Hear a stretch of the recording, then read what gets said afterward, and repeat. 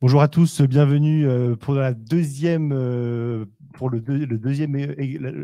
exemplaire du FinTech100, la deuxième édition du FinTech100. Bienvenue dans nos locaux du Palais Brongniart, bienvenue aussi aux personnes qui sont en ligne. Avant de commencer, avant de vous présenter les résultats, on va un petit peu rappeler ce qu'est le pôle, rappeler aussi la méthodologie qu'on a utilisée pour ce FinTech100. Alors le pôle Finance Innovation, c'est le cluster de la finance digitale et de la FinTech. Dans ce cluster, vous avez 600 membres, 400 TPE de moins de 50 salariés, 120 grands groupes, banques, assurances, gestion d'actifs immobiliers, quelques corporate finance, des consultants, des fonds d'investissement. On a aussi 60 ETI, donc des grosses fintech qui ont grandi, qui ont atteint plus de 50 salariés, et des académiques. Donc, au sein de ce cluster, on fait des projets collaboratifs de R&D, des projets d'innovation aussi individuels. Et on est maintenant à la phase 5 des pôles de compétitivité. Donc, c'est une politique qui a été mise en place par le gouvernement en 2005. Financier Innovation a été labellisé en 2007 et on a été relabellisé juste en début d'année. Les résultats ont été annoncés, je crois, la semaine dernière ou il n'y a pas longtemps, sur la phase 5 des pôles. On continue encore pour 4 ans. Très concrètement, aujourd'hui, Finance Innovation, c'est 7 verticales. La banque, l'assurance, la gestion d'actifs, la gestion et la finance d'entreprise, la finance immobilière, la finance durable et solidaire, et la partie blockchain et finance décentralisée. On fait beaucoup d'événements. On a ce soir un événement avec notre partenaire de la place au deuxième étage des pitchs de start-up. 4 start-up présenteront leur pitch. Donc, n'hésitez pas, si vous êtes intéressé, faites un petit mail à Clément ou à moi, on vous enverra le code de gratuité pour ce soir. Donc, événement ouvert aux membres de Finance Innovation et de la place. Ensuite, on a comme gros event le 20 avril Open Day. Ensuite, on a le 31 mai Cyber Day et le 22 juin Crypto Day. Et au mois de juillet, le 4 juillet, on a Investment Day. Voilà, donc pas mal d'événements.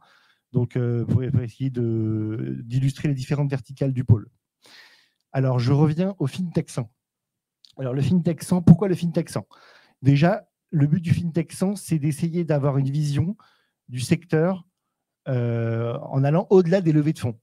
L'intuition qu'on avait, c'était de se dire que les levées de fonds ont augmenté de 2015 à 2021 et que ça n'allait pas durer éternellement. On a vu ce qui s'est passé en 2022. Donc là, on aura des chiffres. Bernard va nous décrire ça de façon précise. Donc, l'idée du FinTech100, c'était de voir comment se structure l'écosystème de la FinTech en allant au-delà des levées de fonds. Et bien sûr, les levées de fonds, il faut qu'elles continuent, il faut qu'elles soient encore importantes, mais il faut aussi que ces levées de fonds se transforment en chiffre d'affaires. Et on va voir que justement, pour cette deuxième édition du FinTech100, on va pouvoir observer des choses intéressantes sur les 100 premières FinTech qu'on a classées. Alors, un petit mot rapide sur la méthodologie. Donc, on a utilisé 5 critères, donc 4 critères déclaratifs et un critère de calcul. Donc, premier critère, évidemment, le cumul des levées de fonds effectuées.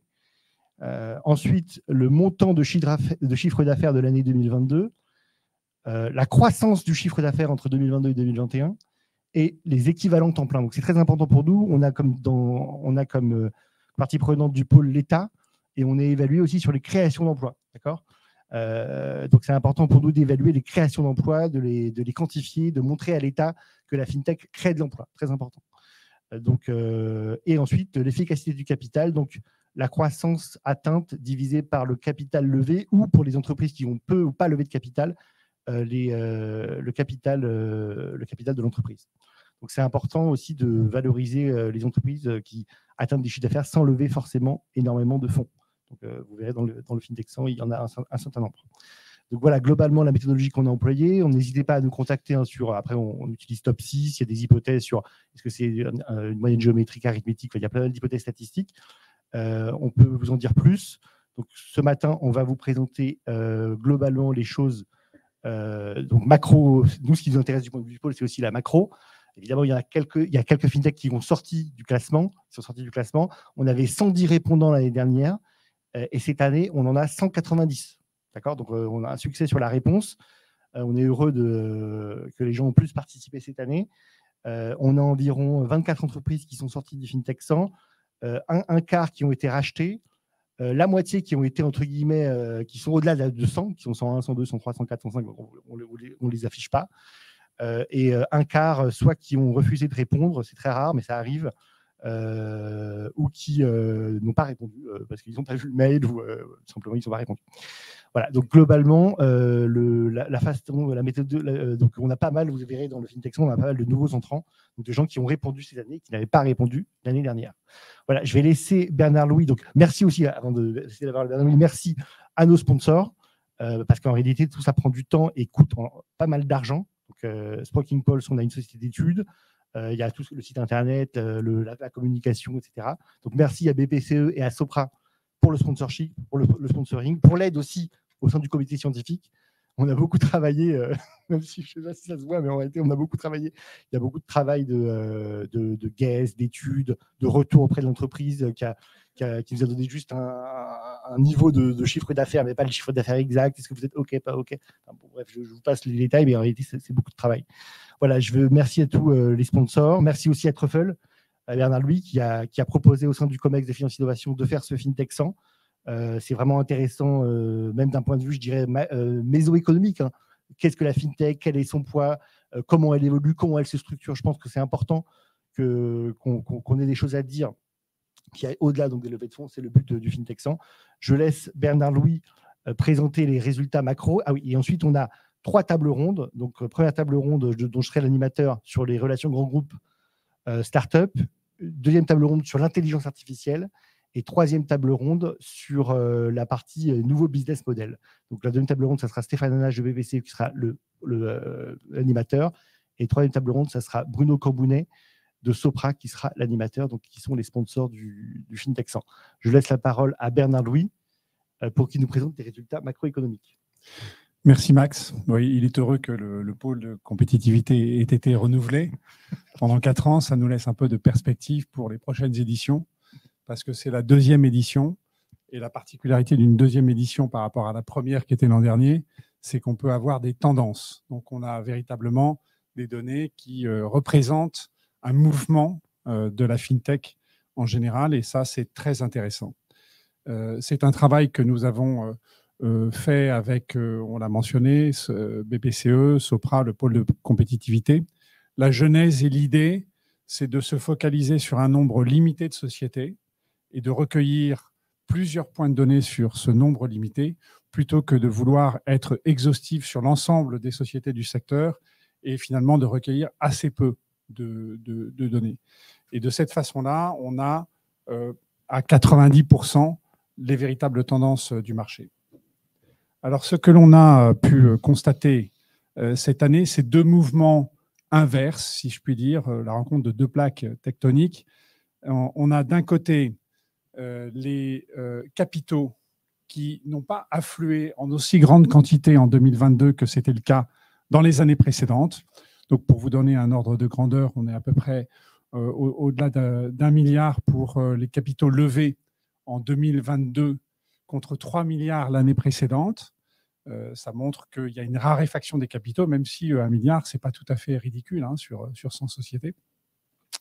Et de l'autre, on continue de voir une hyper-croissance.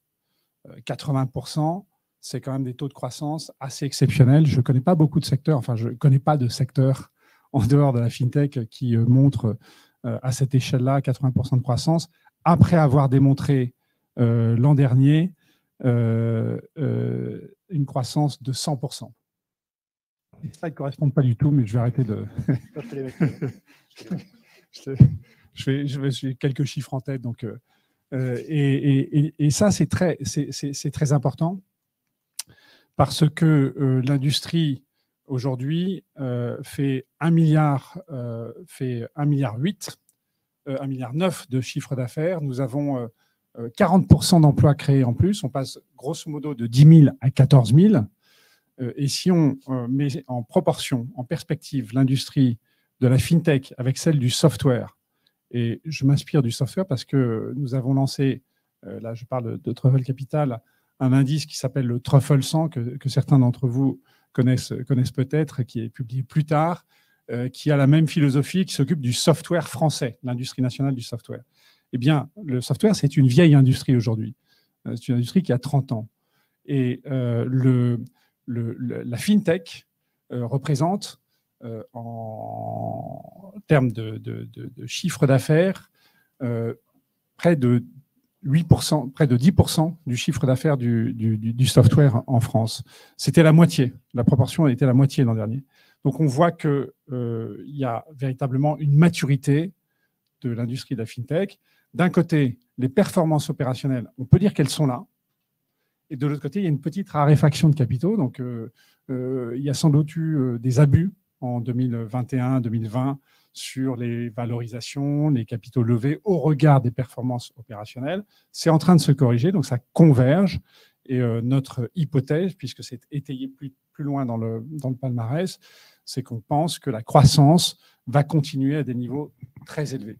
50% probablement sur l'année 2023. En tout cas, c'est l'hypothèse majoritaire retenue par les personnes interrogées. Dans les autres données importantes, ce que l'on peut mentionner, c'est que la FinTech, c'est avant tout de la tech. On a 18% des sociétés qui considèrent que l'IA est au cœur de leur offre. Leur offre ne fonctionnerait pas sans l'IA et ne serait pas pertinente. Vous avez 38% de l'emploi qui est dans la R&D. Donc, on voit que le barycentre de la FinTech, et quand je dis FinTech, je veux dire aussi AssureTech, il est très largement dans la technologie. Et enfin, dans le business model, on est dans un business model de la tech, avec des revenus récurrents. Alors, c'est difficile pour vous qui essayez de mettre les bons slides, parce que je ne fais pas ça du tout dans l'ordre, et je me concentre sur les slides, sur les données synthétiques. Donc, 61% des sociétés ont un revenu récurrent qui constitue la majorité de leurs revenus. Voilà. Donc, pour terminer, je dirais que nous avons une industrie qui a son business model, résolument tech, qui est un petit peu à part dans l'univers de la tech.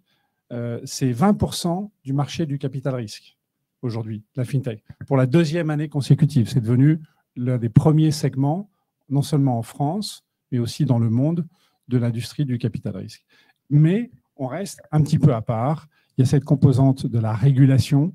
61% des sociétés qui sont dans la FinTech sont régulées, ce qui fait de ces startups, de ces scale-up, des animaux un petit peu à part dans le monde de la technologie, préservés, en tout cas avec une barrière à l'entrée réglementaire, qui est aussi un investissement supplémentaire, puisqu'il y a des effectifs qui sont alloués à ça, il y a des contraintes, mais qui leur permettent d'envisager, non pas d'être largement dominés, comme c'est le cas dans d'autres secteurs, par la technologie américaine, par exemple, mais au contraire de pouvoir se projeter dans la conquête.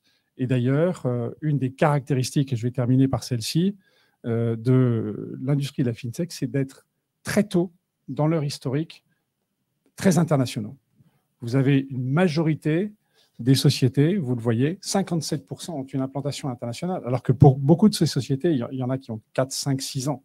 Donc c'est frappant à quel point nous sommes dans une industrie déjà internationale. Et quand vous voyez les pays dans lesquels on se développe dans la FinTech, c'est principalement l'Europe, précisément pour cette question d'agrément. Donc on ne va pas à la conquête de l'Amérique immédiatement, on passe d'abord par l'Europe. Voilà, merci pour votre attention. Je voudrais aussi remercier toutes les FinTech qui ont répondu, parce que le matériau sur lequel nous avons travaillé, sur lequel on a pu tirer ces données, c'est celui des FinTech qui ont répondu en masse et sur un nombre de questions par société assez important. Donc c'est un travail qui leur a été donné et nous sommes assez heureux de pouvoir restituer ce travail. Il sera en ligne sur fintech100.fr. Et je gage que ce baromètre, ce FinTech 100, pourra nous servir année après année pour mesurer la santé, les progrès, l'évolution de la FinTech qui, à n'en pas douter, est promis un très bel avenir. Voilà, je vais laisser la parole maintenant aux tables rondes. On a une table ronde sur le partenariat entre les grands groupes et les fintech. On en aura une autre sur l'IA et une troisième sur les business models. Et puis, merci pour votre attention. Merci Bernard-Louis. On va passer tout de suite à la table ronde partenariat fintech et banque, compétition et compétition entre startups et grands groupes. Donc Frédéric, William et Olivier, vous êtes les bienvenus. Installez-vous s'il vous plaît.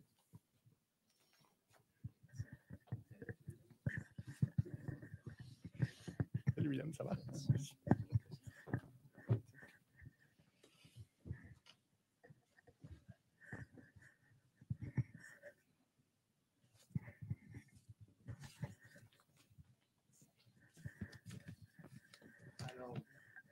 Merci à tous les panélistes de leur présence.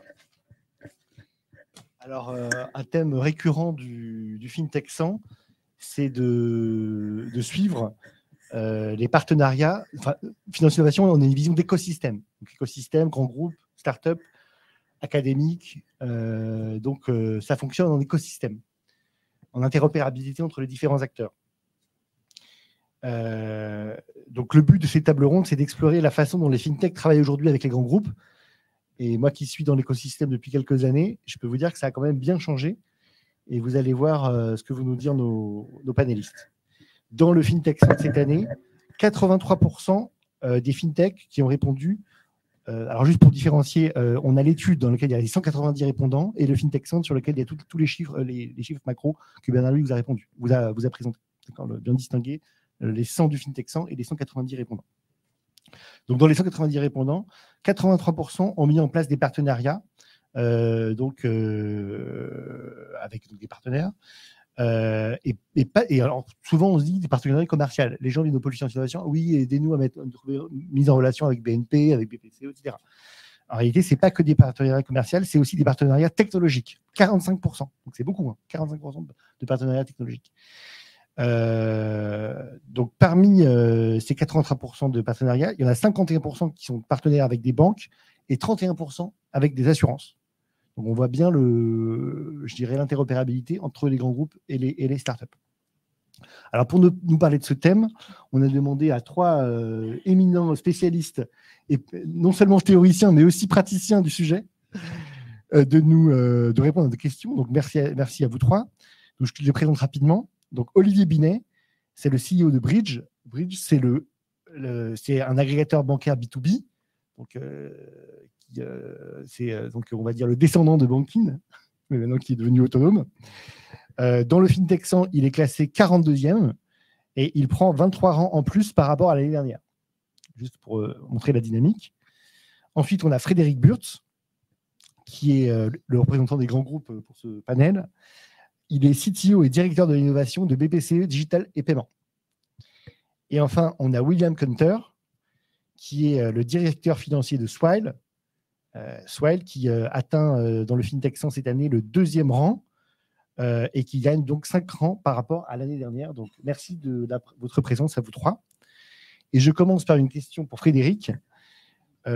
Pourquoi le second groupe bancaire français BPCE a besoin de travailler avec des entreprises innovantes comme Swile et Bridge?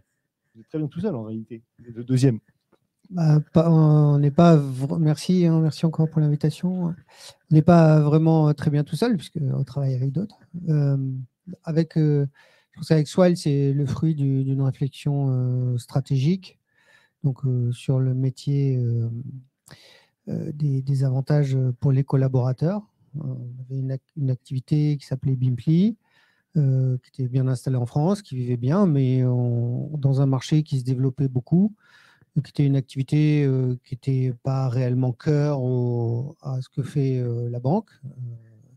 Et donc, l'analyse stratégique nous a amené à se dire qu'il fallait qu'on s'allie à quelqu'un qui allait amener une dimension internationale à ce travail, qui allait pouvoir saisir les nouvelles orientations, qui était vraiment focalisé là-dessus.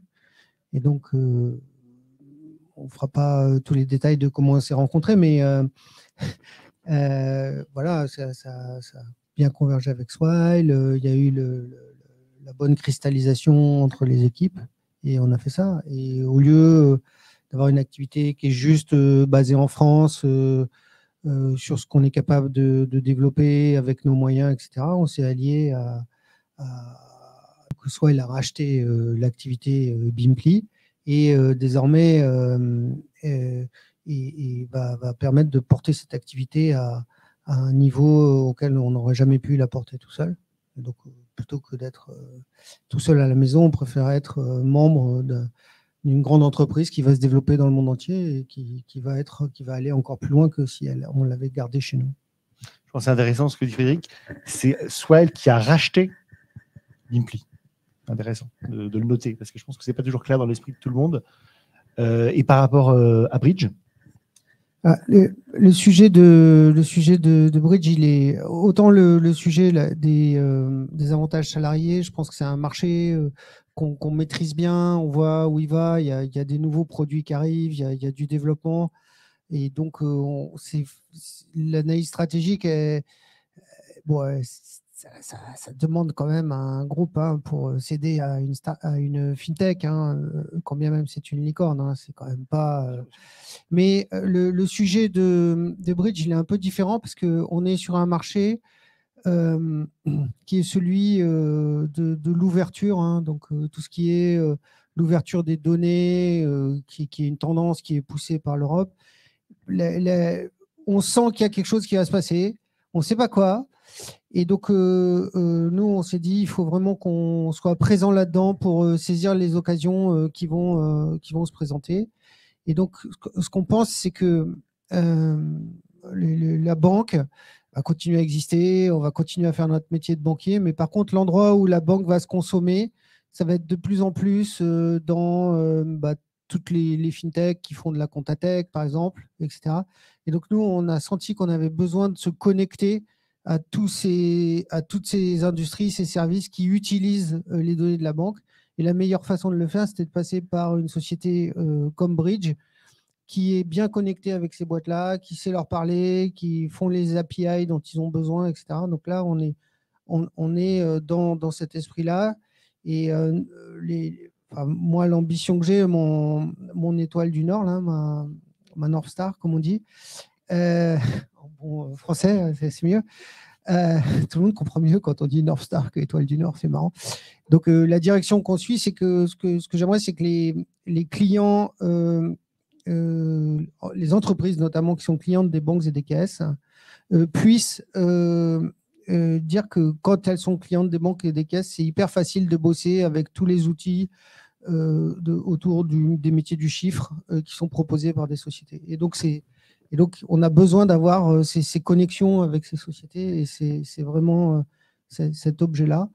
Et je pense aussi que dans Bridge, il y a une dimension où quand on revient 6-7 ans en arrière, on était quand même dans un clash entre les fintechs et les banques traditionnelles. On leur promettait comment dire, là, ouais, non, j'ai plutôt une image plus de faune. Donc, les dinosaures allaient être impactés par la météorite. Et je pense que le débat sur le marché du grand public, il a été réglé. Par contre, le marché des entreprises, les besoins sont vraiment beaucoup plus différents. Et là, on est plus dans une logique de coopération où on a besoin de travailler ensemble pour aller traiter tous les besoins des clients, entreprises et banques. Donc, voilà, c'est vraiment deux logiques différentes. Il y en a une qui est vraiment une approche stratégique de développement et l'autre qui est plus une vision sur comment le marché va se développer et mettre nos paris pour être présent quand il va se développer. Merci Frédéric. William, même question que Frédéric. Pourquoi une licorne a-t-elle besoin de travailler avec un grand groupe comme BPCE ? Déjà, merci pour l'invitation. Besoin de travailler, je pense que c'est plutôt un contributeur de valeur. Et c'est vrai que le rapprochement avec Bimpli part de la création de valeur qu'on avait en tête en faisant le rapprochement. C'est aussi tout ce que peut apporter un grand groupe bancaire comme BPCE au groupe combiné. Ce que le groupe BPCE peut apporter est assez 360 d'un point de vue business déjà. Le groupe Swile, en intégrant Bimpli, c'est 75 000 sociétés clients, 5 millions d'utilisateurs. Et une grande partie de la distribution des produits Bimpli se fait via la banque BPCE, via les caisses. Et donc, il y a un partenariat stratégique vraiment sur la partie business distribution. Partenariat qui est assez unique sur le marché français, qui est historiquement très présent sur le marché brésilien. Donc, les partenariats entre les acteurs, les avantages salariés et des banques, mais qui en France est unique sur cette affaire de distribution. Donc ça, c'est déjà beaucoup de valeur pour nous. Et c'est ce qui va nous permettre de pénétrer le territoire avec un maillage, disons, régional et national très, très important et beaucoup plus important que ce qu'on pouvait faire. Ça, sur la partie client, il faut savoir que nous, notre business, c'est un business de paiement au final. On monétise nos clients avec le volume de transactions de nos clients. Nos clients vont dépenser en 2023 un peu plus de 3 milliards d'euros dans des réseaux d'affiliation. Et là encore, le groupe BPCE peut nous aider à développer ce réseau d'affiliation. Aujourd'hui, on a 200 000 affiliés sur le territoire français et peut encore nous aider à pénétrer davantage ce marché. Je parlais paiement dit technologie paiement, et bien sûr, le groupe BPCE est reconnu pour son innovation, pour cette plateforme de paiement. Et pour nous, il y a un véritable aspect stratégique à collaborer avec le groupe BPCE sur ces problématiques des paiements qui sont vraiment clés dans notre business model. Le dernier point que j'évoquerai, c'est qu'on est une jeune société, on a 4 ans d'existence, on a grandi très vite. On est aussi régulé parce qu'on a une société, une filiale qui est établissement de monnaie électronique, donc qui est régulée par la CPR. Avoir aujourd'hui le groupe BPCE comme actionnaire de référence, avoir aussi des administrateurs comme Yves Tirode à notre board, apporte un niveau de crédibilité et de confiance vis-à-vis de la CPR qui est aussi très, très important pour nous. Donc vraiment, avoir BPCE comme actionnaire de référence amène beaucoup, disons, de crédibilité à notre business, à notre ambition et aussi de stabilité et solidité sur le marché français qui va nous permettre, comme le disait Frédéric, d'aller explorer les marchés internationaux par la suite. Merci William, c'est très clair. Ne pas oublier de dire que ce rachat par Swile de Bimpli vous permet d'être quasiment numéro 1 ex aequo avec exactement, Internet, absolument. Sur les titres restaurants, ce qui nous fait arriver un peu moins de 40% de part de marché. On est, disons, co-leader aujourd'hui. L'ambition, c'est d'être leader dans les années à venir. Non sans doute, mais c'est une très belle histoire. Merci William. Olivier, alors pourquoi Bridge travaille avec BPCE? Alors, pour les mêmes raisons qu'expliquait Frédéric il y a une minute, mais pour revenir sur ce que disait tout à l'heure Bernard Louis, on voit que le paiement est important et Bridge fait aussi du paiement. C'est à la base, c'est de l'agrégation, mais via l'open banking, faire du paiement, c'est ce qu'on fait aujourd'hui. D'ailleurs, ce premier trimestre, c'est le premier trimestre où on a signé plus de clients pour du paiement que pour de l'agrégation. Donc, ça va bien dans la tendance de ce que disait Bernard Louis tout à l'heure. Pour revenir à ça, le paiement descend partout. Il quitte de plus en plus la banque pour aller dans le logiciel. Et donc, pour aller dans le logiciel, ça va se faire lentement si la banque et le logiciel doivent se mettre d'accord. Et finalement, on est l'intermédiaire innovant qui va permettre d'arriver rapidement dans le logiciel. Les clients qui ont besoin de faire entrer le paiement dans le logiciel, ce sont les clients de Frédéric. Des entreprises qui ont besoin d'évoluer, d'aller plus rapidement, d'évoluer avec leur temps. Les outils bancaires ont un peu de mal à faire ça très rapidement. C'est grâce à nous qu'elles vont le faire. Donc, on a un intérêt commun de servir les clients BPCE et servir rapidement, bien, d'explorer ensemble. Donc, l'accès aussi aux clients BPCE et un intérêt commun d'explorer là où l'open banking va nous amener, je crois que ça nous rapproche beaucoup. Est-ce qu'on peut dire, Olivier, que vous permettez en fait à BPCE d'offrir du paiement embarqué, de la finance embarquée à ses clients? Est-ce qu'on peut aller jusque-là ou... Je ne sais pas si on peut dire paiement embarqué, mais oui, le but, c'est quelque part, le paiement va s'insérer partout, il va tendre à un peu disparaître. Ce qu'on a vécu, la fluidité à laquelle on est arrivé dans le e-commerce, aujourd'hui, il est attendu partout. Ouais, il est attendu partout. Et pour ça, il va falloir que les banques se déplacent aussi là-dedans. Comment elles vont le faire? Directement, parfois, c'est compliqué. Il va falloir des acteurs pour les aider à faire ça. Merci beaucoup, Olivier. Ce que je retiens de vos 3 interventions, c'est en fait que il y a plusieurs façons de travailler entre FinTech et banque. Ce qui est intéressant avec BPCE, c'est qu'il y a 2 façons assez différentes, mais assez, je dirais, assez représentatives. Une façon stratégique. Une FinTech sait mieux faire que nous. donc Swile, ils ont une très forte croissance, ils savent mieux faire que nous, donc après une étude stratégique, je vais pouvoir vendre ma filiale sur lequel c'était pas cœur à une fintech. Donc c'est intéressant de se dire, je peux pas tout faire, je sais pas tout faire, donc division du travail, efficacité, allons-y. Ça, c'est intéressant. Et deuxième chose très intéressante aussi par rapport à nous, comme la façon dont on perçoit les choses à Finance Innovation, c'est le côté open banking et interopérabilité. Ce que je remarque quand on parle des licornes, des fintechs, on dit toujours qu'elles chassent en meute. J'ai Swile, j'ai Alan, en gros, elles chassent en meute. Et en fait, ce que dit Frédéric, c'est que ça va permettre aux clients de BPCE de dire moi j'ai accès à tel outil d'open banking, tel outil d'open accounting, tel outil de RegTech, etc. Donc ça, dans le discours d'une banque, en réalité, c'est pas si courant. Et en tout cas, se dire je vais rendre accessible en m'alliant à des partenaires type Bridge, l'open banking, l'open API et tout ce que l'innovation. Parce qu'un des problèmes qu'on a en fait dans les relations banque fintech, c'est qu'en fait les systèmes d'information des grands groupes sont fermés et il faut des plateformes pour les interopérabiliser. Et donc la BPCE l'a constaté, se dit comment je vais faire pour interopérabiliser? Je vais m'allier avec quelqu'un comme Bridge. Donc, je trouve que c'est vraiment intéressant d'exemplarité, de façon intelligente de travailler avec les startups, à la fois de façon stratégique et à la fois pour prendre la route de l'open banking. Alors, très bien, avec tout ce que vous avez dit, mais dans les faits, avant j'étais directeur de la R&D, maintenant je suis directeur général, mon travail c'était en gros de faire rentrer des grands groupes dans des projets collaboratifs. Et je vous assure que c'est un travail compliqué. Parce que c'est pas le même rythme, c'est pas les mêmes décisions. Je vous raconterai pas avec quel grand groupe j'ai fait N rencontres pour à la fin on me dise non, on veut pas de subvention. Ce que je veux dire, c'est qu'en réalité, c'est quand même compliqué de faire travailler des grosses structures comme les banques et des structures dynamiques comme les fintechs. Alors concrètement, comment ça se passe? Comment les équipes arrivent-elles à travailler ensemble avec ces différences de culture, ces différences de temporalité, ces différences de gestion du temps, ces différences de gestion des projets? Peut-être Frédéric? Alors, je vais parler de ce dont je m'occupe, qui est les sujets d'innovation et de techno. Je pense que William parlera des sujets commerciaux, etc., plus loin. Et donc, nous, ce qu'on essaie, surtout sur les sujets des API et on va dire de tous les développements autour de DSP2, de l'accès aux données bancaires et des paiements.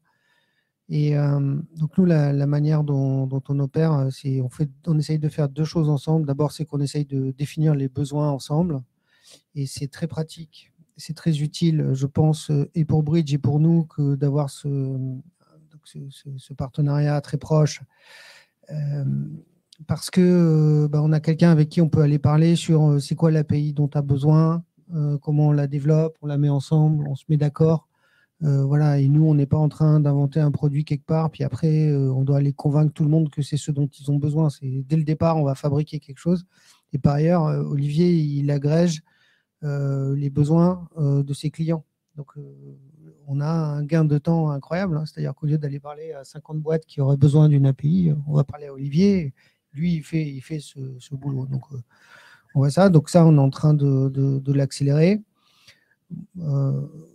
Jusqu'à il y a quelques temps, les API DSP2, c'était plutôt, des enfants à problème pour les banques. C'est-à-dire qu'il fallait qu'elles les fournissent. Mais en même temps, il n'y avait pas une vision très claire de quel est l'enjeu stratégique. Je pense qu'on l'a formulé avec ce qu'on a dit sur l'importance de bien travailler avec les sociétés qui aident nos clients. Donc, nous, c'est comme ça qu'on voit le sujet. Et maintenant que je pense l'enjeu stratégique est clair, c'est beaucoup plus facile d'aligner les équipes et d'expliquer à tout le monde pourquoi c'est important de bosser là-dessus. Voilà, donc il reste encore du travail. Je pense que notamment, il y a pas mal de questions sur tout ce qui a trait à la sécurité de l'accès aux données des banques, qui est un sujet important parce qu'il y a des enjeux de fraude, de RGPD. Donc là-dessus, on continuera à avoir des systèmes d'authentification à double facteur qui sont un peu compliqués à maîtriser pour les tiers. Et puis, bon, je l'ai toujours dit, DSP2, je pense que c'est une directive qui est hyper mal foutue du point de vue de la tech, hein, parce qu'il n'y a pas une spec d'API à laquelle on se conforme et après on dit qu'on est conforme. Donc ça, c'est un truc qui est assez infernal à résoudre. Mais voilà, je pense qu'on va accélérer la manière dont on se parle, et plutôt que d'aller se parler à la CPR sur qu'est-ce qu'il faut mettre dans les API, si on se parle ensemble, ça va aller vachement plus vite. Donc ça, c'est vraiment ce que je vois qui va progresser. Et en tout cas, dans ce que moi je vis au quotidien, c'est comme ça que je le vois. Et puis après, avec Olivier, on a aussi des poursuites communes auprès des clients. Voilà. Il y a une société qui s'appelle Xpolins aussi chez BPCE, donc qui fournit du Bank as a Service, qui permet de faire des belles réponses. Donc je pense que quand on combine toutes les forces et qu'on réfléchit à quels sont les API qu'il faut apporter, on a c'est ça le chemin de la collaboration. Merci Frédéric. William? Oui, c'est une bonne question. Bon, nous, notre collaboration, elle débute aussi avec le groupe BPCE. Donc, l'acquisition de Bimpli s'est clôturée au mois de décembre. Peut-être plusieurs observations. C'est que déjà, le projet d'acquisition, c'est aussi un apprentissage à travailler ensemble, parce que c'est un projet qui a duré disons, une bonne année. On a appris à se connaître, et voilà. Et pour le coup, on s'est rendu compte très rapidement qu'on était alignés sur beaucoup de choses. Et la façon dont on voyait le futur du groupe combiné était aussi alignée. Donc là, il y avait plutôt, on a vu disons, une culture commune ou une façon de travailler ensemble sur laquelle on pouvait se rapprocher. Et si ça n'avait pas été le cas, si on n'avait pas senti que le groupe PPCE pouvait nous suivre, disons, dans notre prise de risque, dans la vitesse à laquelle on veut aller, on n'aurait probablement pas donné suite, ou disons, la mayonnaise n'aurait pas prise comme elle a prise. Donc ça, c'est le premier point. Aujourd'hui, la différence de culture, nous, on la constate au sein de Bimpli, donc la société qu'on a acquise. Forcément, l'histoire fait que les gens ne voient pas forcément les mêmes choses. Soit c'est une société récente, 4 ans, le produit a été lancé à 4 ans, 5 ans d'existence. Donc, les personnes, les employés qui ont été plus longtemps avec nous ont 5 ans d'ancienneté. Vous allez chez Bimpli, vous avez des personnes qui ont 20 ans, 25 ans, 30 ans de maison. Donc forcément, le lien avec la société, les perspectives de risque, etc., ne sont pas exactement les mêmes. Et donc ça, c'est un apprentissage sur la culture du changement, la vitesse d'exécution, etc. Mais nous, ce qu'on voit à date, c'est plutôt une convergence et une envie d'aller vers cette collaboration plutôt qu'une réticence.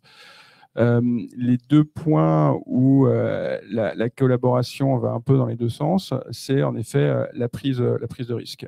Soit en étant une société jeune, une start-up, licorne, la prise de risque était vraiment dans notre ADN et on pouvait prendre parfois des risques importants parce que le PSAL était là et on voyait les avantages. C'est vrai qu'avoir un grand groupe BPCE comme actionnaire des références nous pousse à avoir un regard différent sur les prises de risque qu'on est prêt à prendre. Mais ce n'est pas un frein, on le voit plutôt comme aussi une opportunité de grandir en tant que société. Aujourd'hui, on est un groupe important, on a plus de 1000 salariés. Donc, les décisions qu'on pouvait prendre par le passé ou la façon dont on pouvait prendre ces décisions par le passé ne correspondent plus à une société comme la nôtre aujourd'hui. Donc, le groupe PPC nous aide à grandir de cette façon-là. Sur les équipes sales, comme le disait Frédéric, les mentalités étaient aussi différentes, mais c'est plus une complémentarité.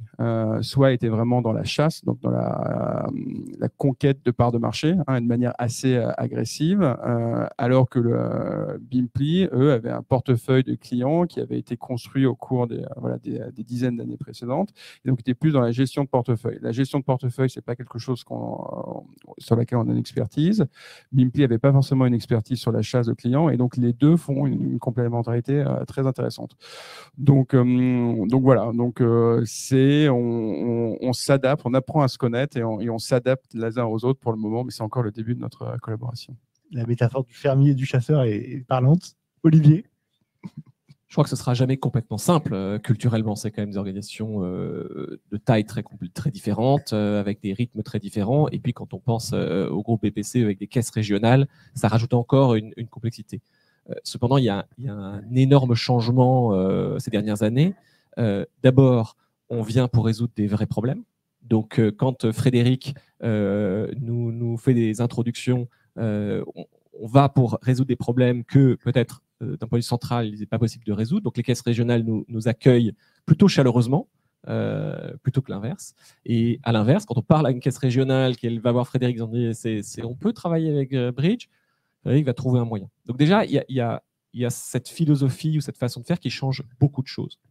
La deuxième chose, c'est qu'il y a une évolution et du côté startup et du côté groupe énorme. Donc aujourd'hui, il y a une vraie ambition, il y a quelque chose de clair que Frédéric veut faire.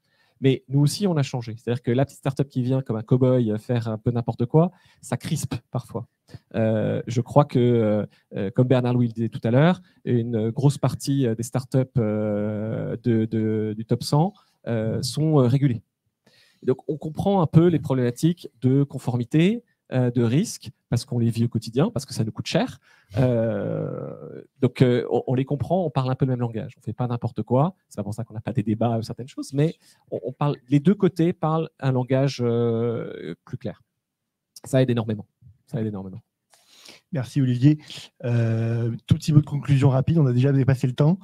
Je trouve que c'est intéressant ce que vous dites. En réalité, c'est comment deux acteurs qui ont des dispositions différentes, des comportements, des cultures différents, font des efforts pour rentrer dans le code de l'autre.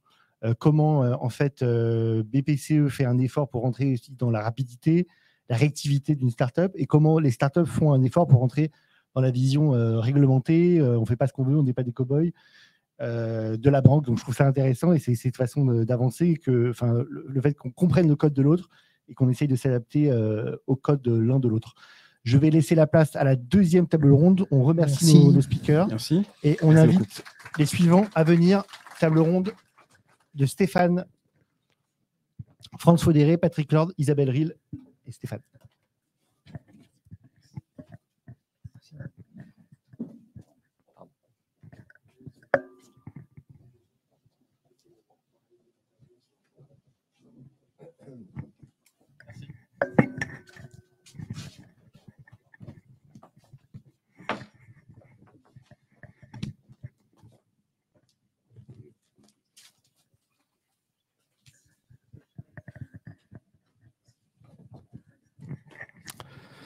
Bonjour.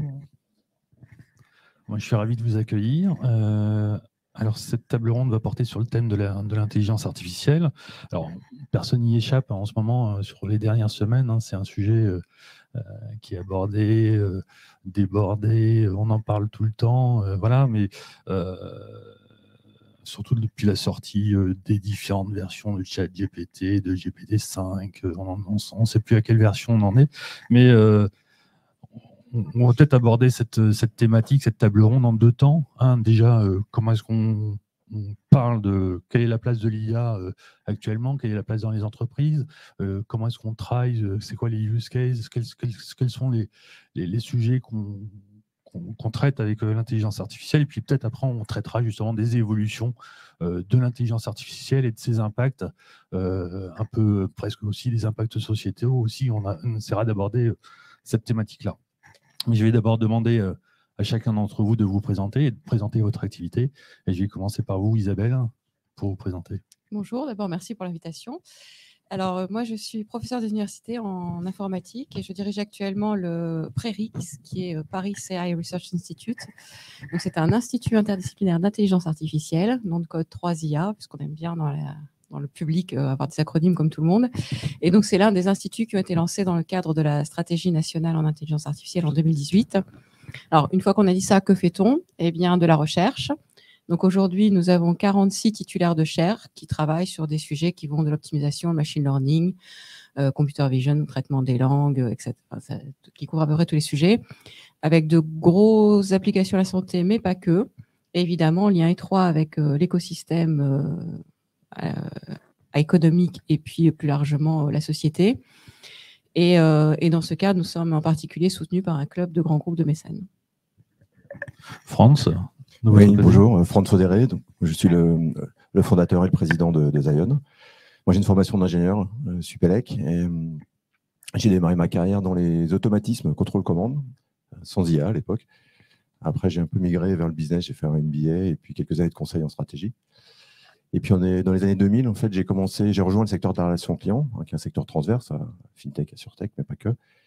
Et ça fait plus de 20 ans que je suis dans ce secteur, je n'ai jamais quitté. Et dans les années 2015, si vous vous souvenez, on a commencé à parler des applications concrètes de l'IA en dehors des laboratoires. Et moi, tout de suite, en fait, j'ai vu que ça allait transformer le secteur de la relation client.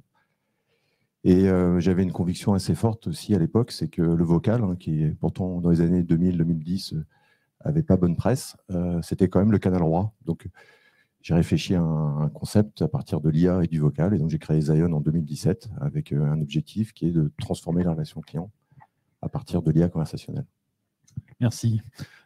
Patrick. Bonjour, Patrick Lord, Senior Partner chez Trefo Capital. Nous investissons depuis 20 ans, plus que 20 ans, dans les sociétés high-tech et depuis 10 ans dans les fintech, insurtech. Et nous avons commencé par l'incubation et co-création des sociétés fintech, ensuite par investissement early stage entre seed et série A. Et maintenant, nous lançons un fonds d'investissement au stade de scale-up, où on a besoin d'investissement, surtout en Europe, à ce stade-là. Dans les fintech et insurtech, nous avons 500 millions d'euros sous gestion actuellement. Merci à tous. Donc on le voit, on a un panel assez diversifié entre une enseignante directrice de recherche notamment en matière d'intelligence artificielle, un senior partner qui a une bonne connaissance de l'écosystème des fintech et un entrepreneur qui utilise l'intelligence artificielle dans son quotidien.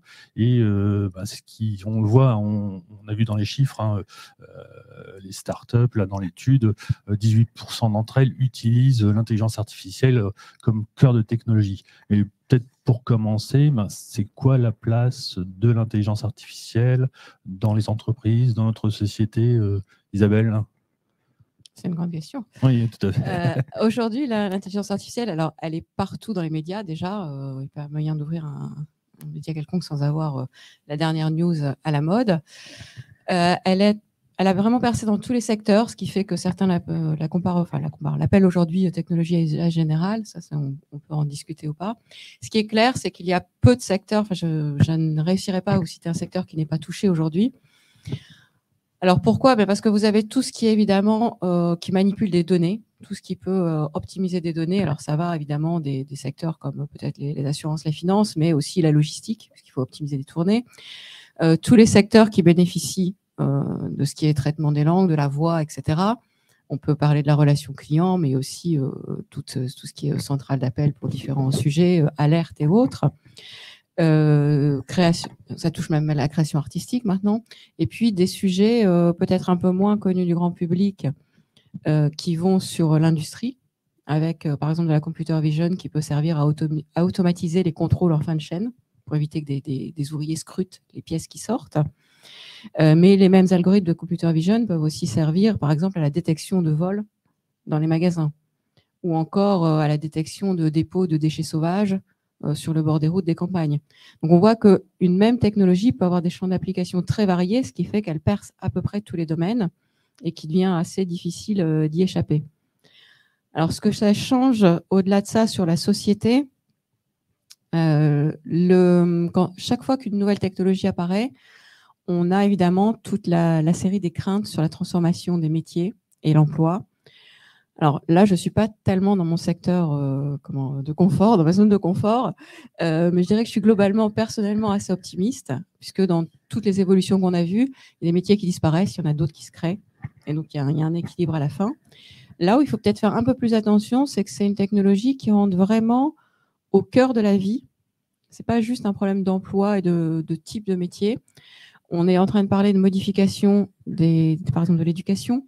On a évidemment tout ce qui concerne la relation à la vérité, à l'information, qui est devenu très compliqué, et qui donc va demander quand même un peu une prise de conscience et que les usagers finaux arrêtent de se laisser emmener un peu à l'insu de leur pralin-gré, si je peux me permettre la blague, dans une technologie dont ils ne maîtrisent pas les tenants, les aboutissants et surtout les conséquences. Et donc là, il va peut-être falloir un peu changer le rapport de la société à la technologie. Ça, on le verra encore plus peut-être tout à l'heure dans la deuxième partie de Exactement. nos échanges.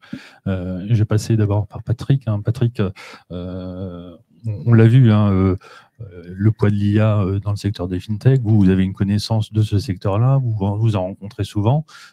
C'est quoi la place dans le secteur financier de l'intelligence artificielle, à la fois pour les fintech, les insurtech, et comment ça se traduit?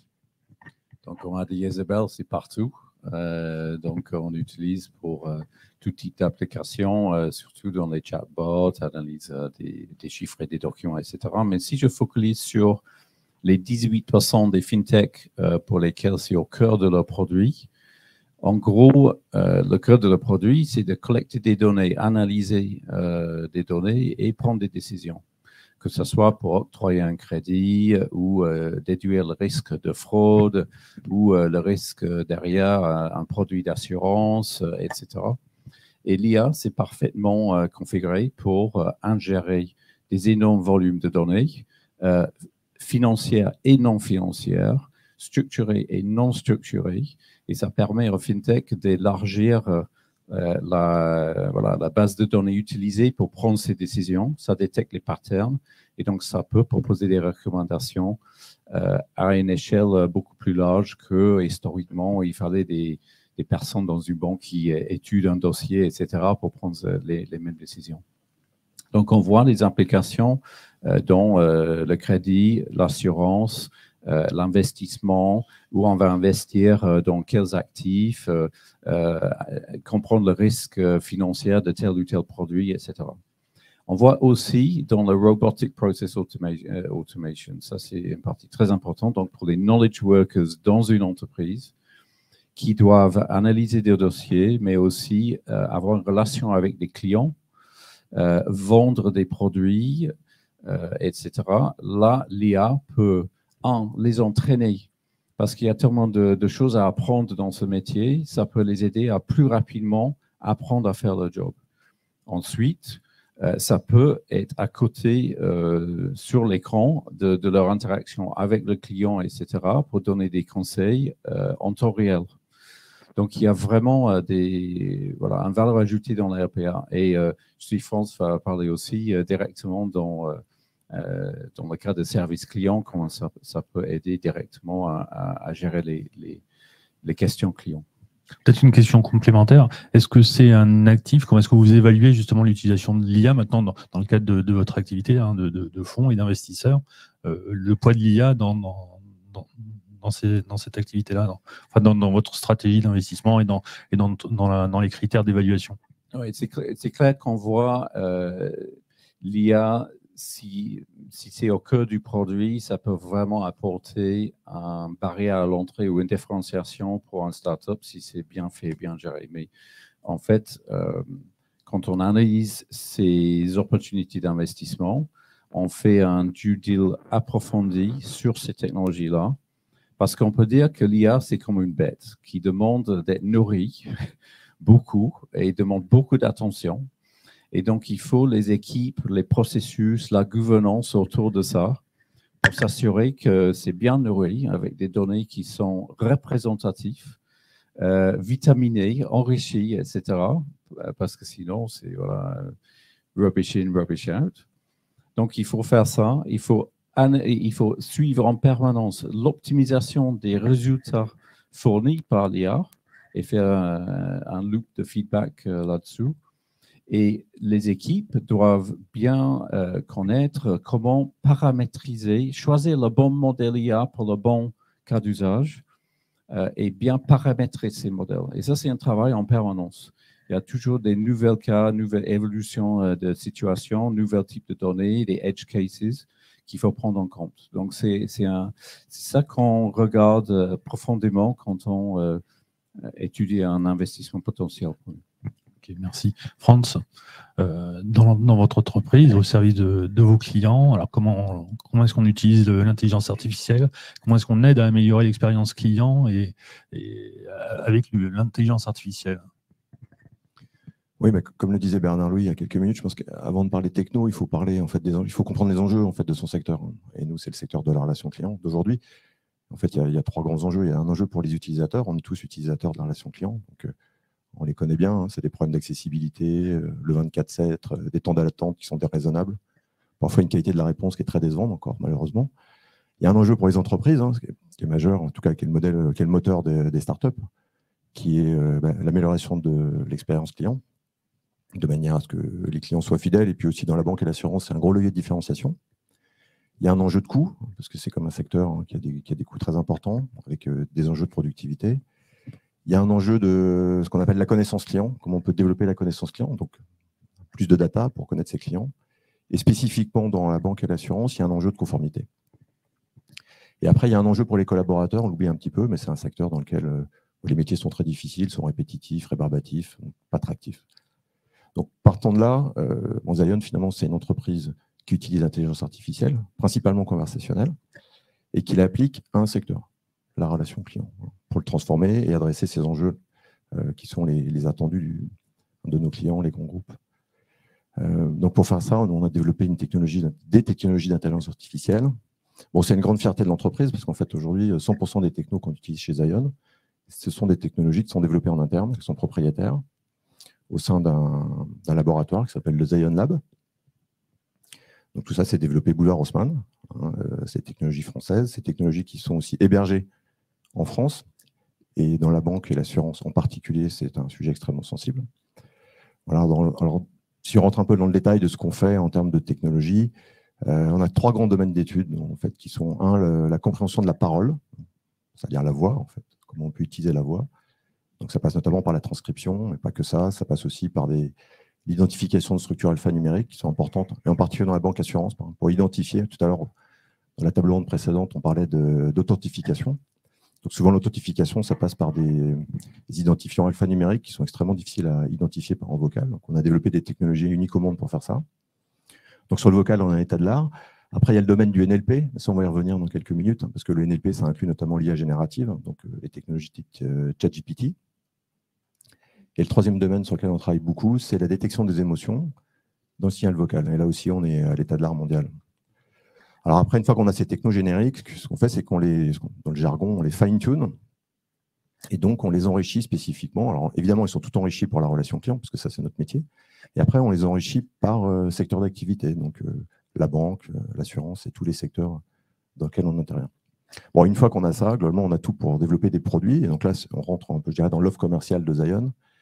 Et là, on a développé une offre très large. Il y a une partie qui s'appelle Contact Center Automation et une autre qui s'appelle Human AI Collaboration. Alors, la première, c'est l'automatisation. Donc, globalement, c'est ce que vous connaissez tous, c'est les bots.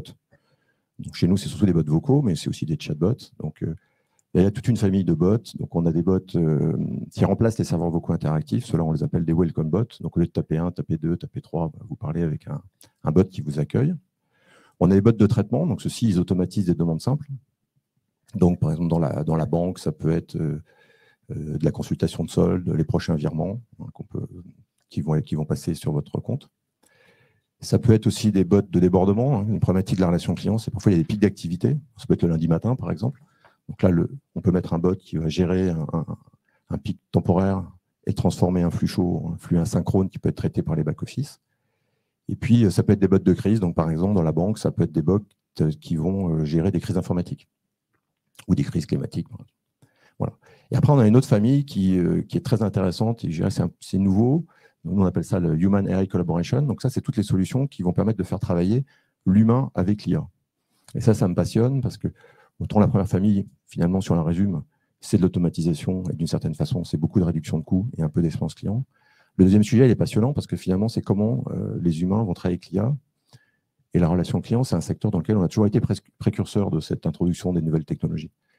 Et là, on a un produit phare aujourd'hui qui a un vrai succès sur le marché qui s'appelle le Voice Analytic. Et donc, on analyse les conversations entre les humains et les humains, donc un client et un conseiller.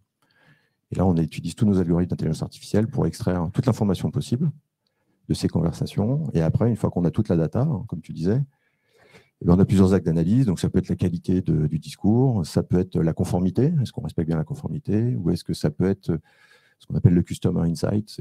Qu'est-ce qu'on peut apprendre sur nos clients grâce à ces conversations? les niveaux de stress des clients, par exemple, est-ce qu'on peut détecter les irritants? Donc, c'est quoi d'abord? C'est quoi un irritant? Enfin, comment on peut dire que c'est un irritant? Tout le monde parle d'irritant client, mais concrètement, c'est quoi un irritant client? Et comment ça se détecte, en fait, un irritant client? Donc, effectivement, l'émotion fait partie des irritants, mais pas forcément. Il y a des gens qui peuvent montrer aucune émotion, mais être très irrités. Inversement, des gens qui ont beaucoup d'émotions et qui sont finalement pas si irrités que ça. Voilà, donc c'est un sujet qui est assez subtil et intéressant. Voilà, ou les signaux faibles, par exemple.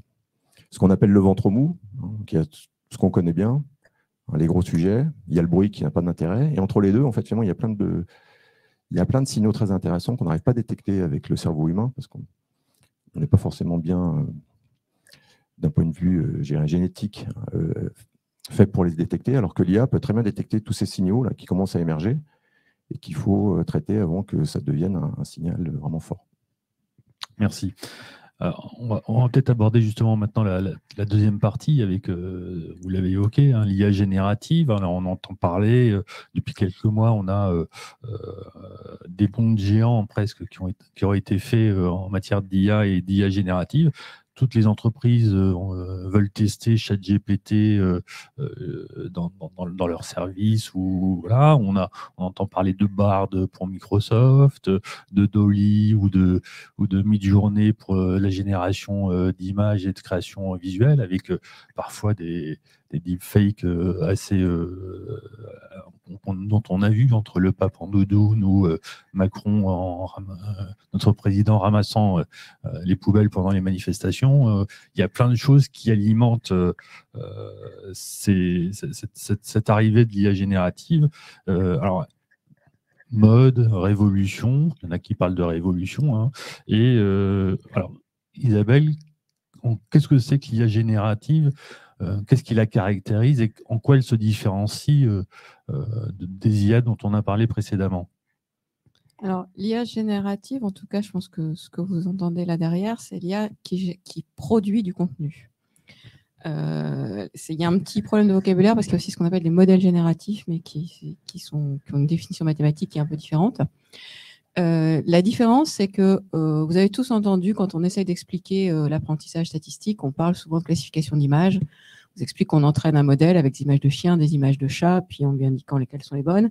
Et au bout d'un certain temps, quand il est entraîné, on lui présente une nouvelle image, donc une image qui n'a jamais été présentée, et l'algorithme est supposé réussir à la classifier correctement. Donc c'est bien une nouvelle donnée, mais une donnée existante. Dans le cas de l'IA générative, l'algorithme enfin va produire, dans le cas si je compte mon exemple, une image d'un chien ou d'un chat qui n'existe pas dans la réalité. Donc c'est ce qui permet à des outils comme ChatGPT qu'on vient de mentionner, eh bien d'écrire un poème ou alors de résumer un texte avec toutes les paires de guillemets nécessaires, parce que ça reste de l'apprentissage quand même. C'est-à-dire que l'algorithme a été également entraîné sur des données existantes, annotées, etc., et les utilise pour produire quelque chose de nouveau, mais qui est nourri de tout ce qu'il a rencontré auparavant. Alors, ça fait des choses intéressantes dans le texte qu'on a vu.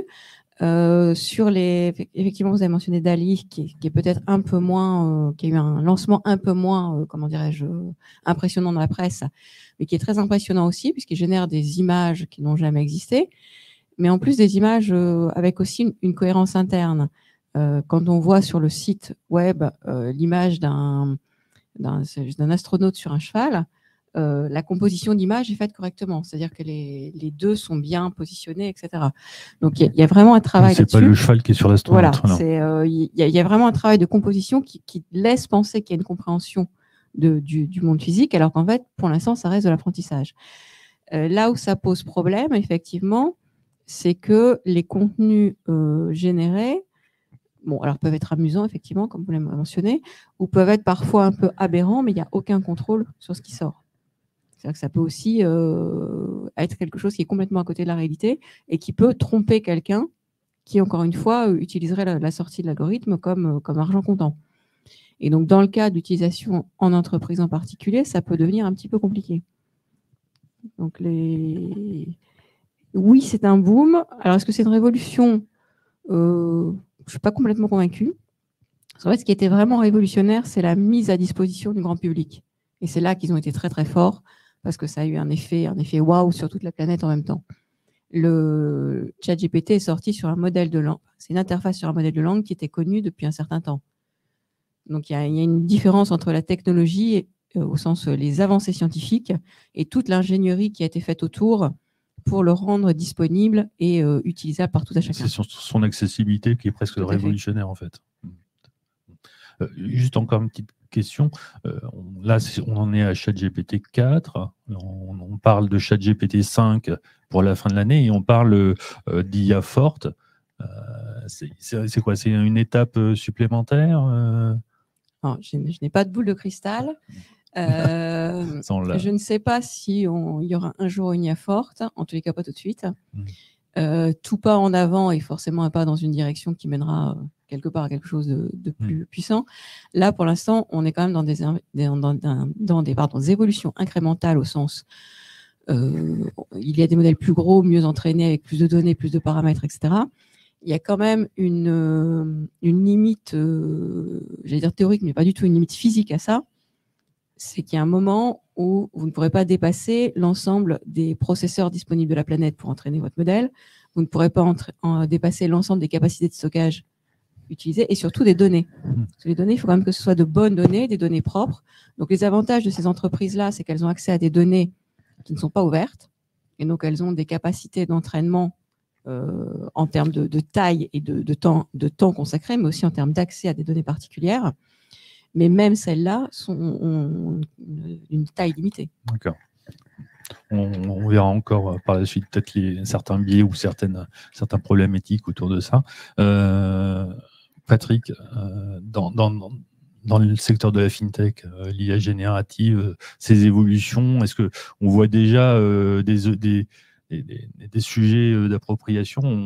On a vu Stripe qui voulait travailler avec OpenAI, qui fournit ChatGPT. Est-ce qu'il y a d'autres exemples? Oui, je voudrais d'abord aborder le sujet. En fait, dans la finance, la confiance du consommateur au service finance et assurance est très important. Et on ne mettrait jamais devant un consommateur une appli qui dit faites confiance en OTA pour investir votre argent pour vous. C'est toujours caché derrière des équipes et c'est en interne dans l'organisation qui gère bien tout ça, mais on ne ferait jamais ça. Ce que je trouve intéressant, c'est qu'avec ChatGPT qui est ouvert pour tout le monde, je pense que ça va changer les perceptions et rendre le consommateur plus prêt à peut-être faire confiance à l'IA, mais pas pour les bonnes raisons. Donc, ils vont voir, c'est bluffant les résultats qui arrivent, mais quand même, il faut faire très attention, comme a dit Isabelle, parce que ça peut être trompeur, ça peut donner des réponses qui ne sont pas vraies. Et donc, il y a beaucoup de travail à faire sur la pertinence des réponses et aussi le contrôle pour que les gens ne puissent pas demander comment fabriquer une bombe, tuer sa femme sans être... voilà. Donc, pour revenir à ta question par rapport à l'impact sur FinTech, je vois un cas d'usage très intéressant, c'est les données synthétiques. Il faut entraîner des modèles IA avec beaucoup de données, des énormes volumes de données. Mais dans certains cas, les données qu'on veut utiliser, il faut un opt-in du client pour pouvoir faire ce genre d'analyse. Mais on n'a pas assez de données opt-in pour bien entraîner l'IA. Donc, on résout ce problème en mettant ces données dans une IA qui va détecter les patterns, générer des données synthétiques fake pour compléter et faire une base de données plus importante et ensuite faire bouffer ça par les modèles IA pour les entraîner. Et Gartner prédit que 60% des données pour entraîner les IA en 2024 seront des données synthétiques. Donc, c'est intéressant, mais ça me fait un peu peur aussi, parce que est-ce que c'est juste une façon d'amplifier, voilà, si les données ne sont pas très représentatives, s'il y a des edge cases que l'IA ne détecte pas, on va entraîner des modèles sur des trucs trop généralisés, par exemple. Ça me fait penser à des films policiers où il y a une image du criminel et c'est un peu flou et le policier dit oui, zoomer sur cette partie-là et après on voit le numéro de sécurité sociale et toutes les informations et on dit non, c'est pas possible. Donc là, je me pose ces questions-là sur les données synthétiques. Donc, si quelqu'un qui travaille dans un startup sur ce sujet-là, je voudrais bien les rencontrer pour qu'ils nous expliquent un peu mieux comment ça marche. France, au sein de l'entreprise, en tant qu'entrepreneur, on voit comment l'arrivée justement de cette nouvelle génération d'intelligence artificielle. Et est-ce que vous avez peut-être déjà commencé justement à regarder, tout à l'heure vous l'évoquiez. Ouais. Oui, mais pour Zion, ce n'est pas nouveau. Ça fait 2 ans qu'on travaille sur l'IA générative, à une époque où personne ne connaissait l'IA générative. Alors, on a gagné un concours d'innovation d'État, le concours Innov VAC7, qui est basé justement sur l'IA générative. Donc, ça nous a permis d'amorcer très vite notre recherche sur le sujet. Et assez vite, donc, on s'est rendu compte du potentiel de la technologie. Hein. Comme disait Isabelle, les réseaux sous-jacents, ils ne sont pas nouveaux, en fait. La vraie rupture, pour moi, algorithmique, elle date de 2017-2018 sur des nouvelles architectures qui permettent de faire de l'IA générative. Et aussi assez vite rendu compte des limites de ces modèles, en tout cas pour des cas d'usage en entreprise, parce que nous, on vend uniquement en entreprise. Il y a la différence entre le grand public, comme ChatGPT, même s'ils font aussi de l'entreprise, mais Zion, on fait uniquement de l'entreprise. Donc, les conditions pour déployer de l'IA générative en entreprise, il y en a 3 qu'il faut arriver à régler par rapport à l'existence. C'est un problème de la véracité, l'exactitude des réponses.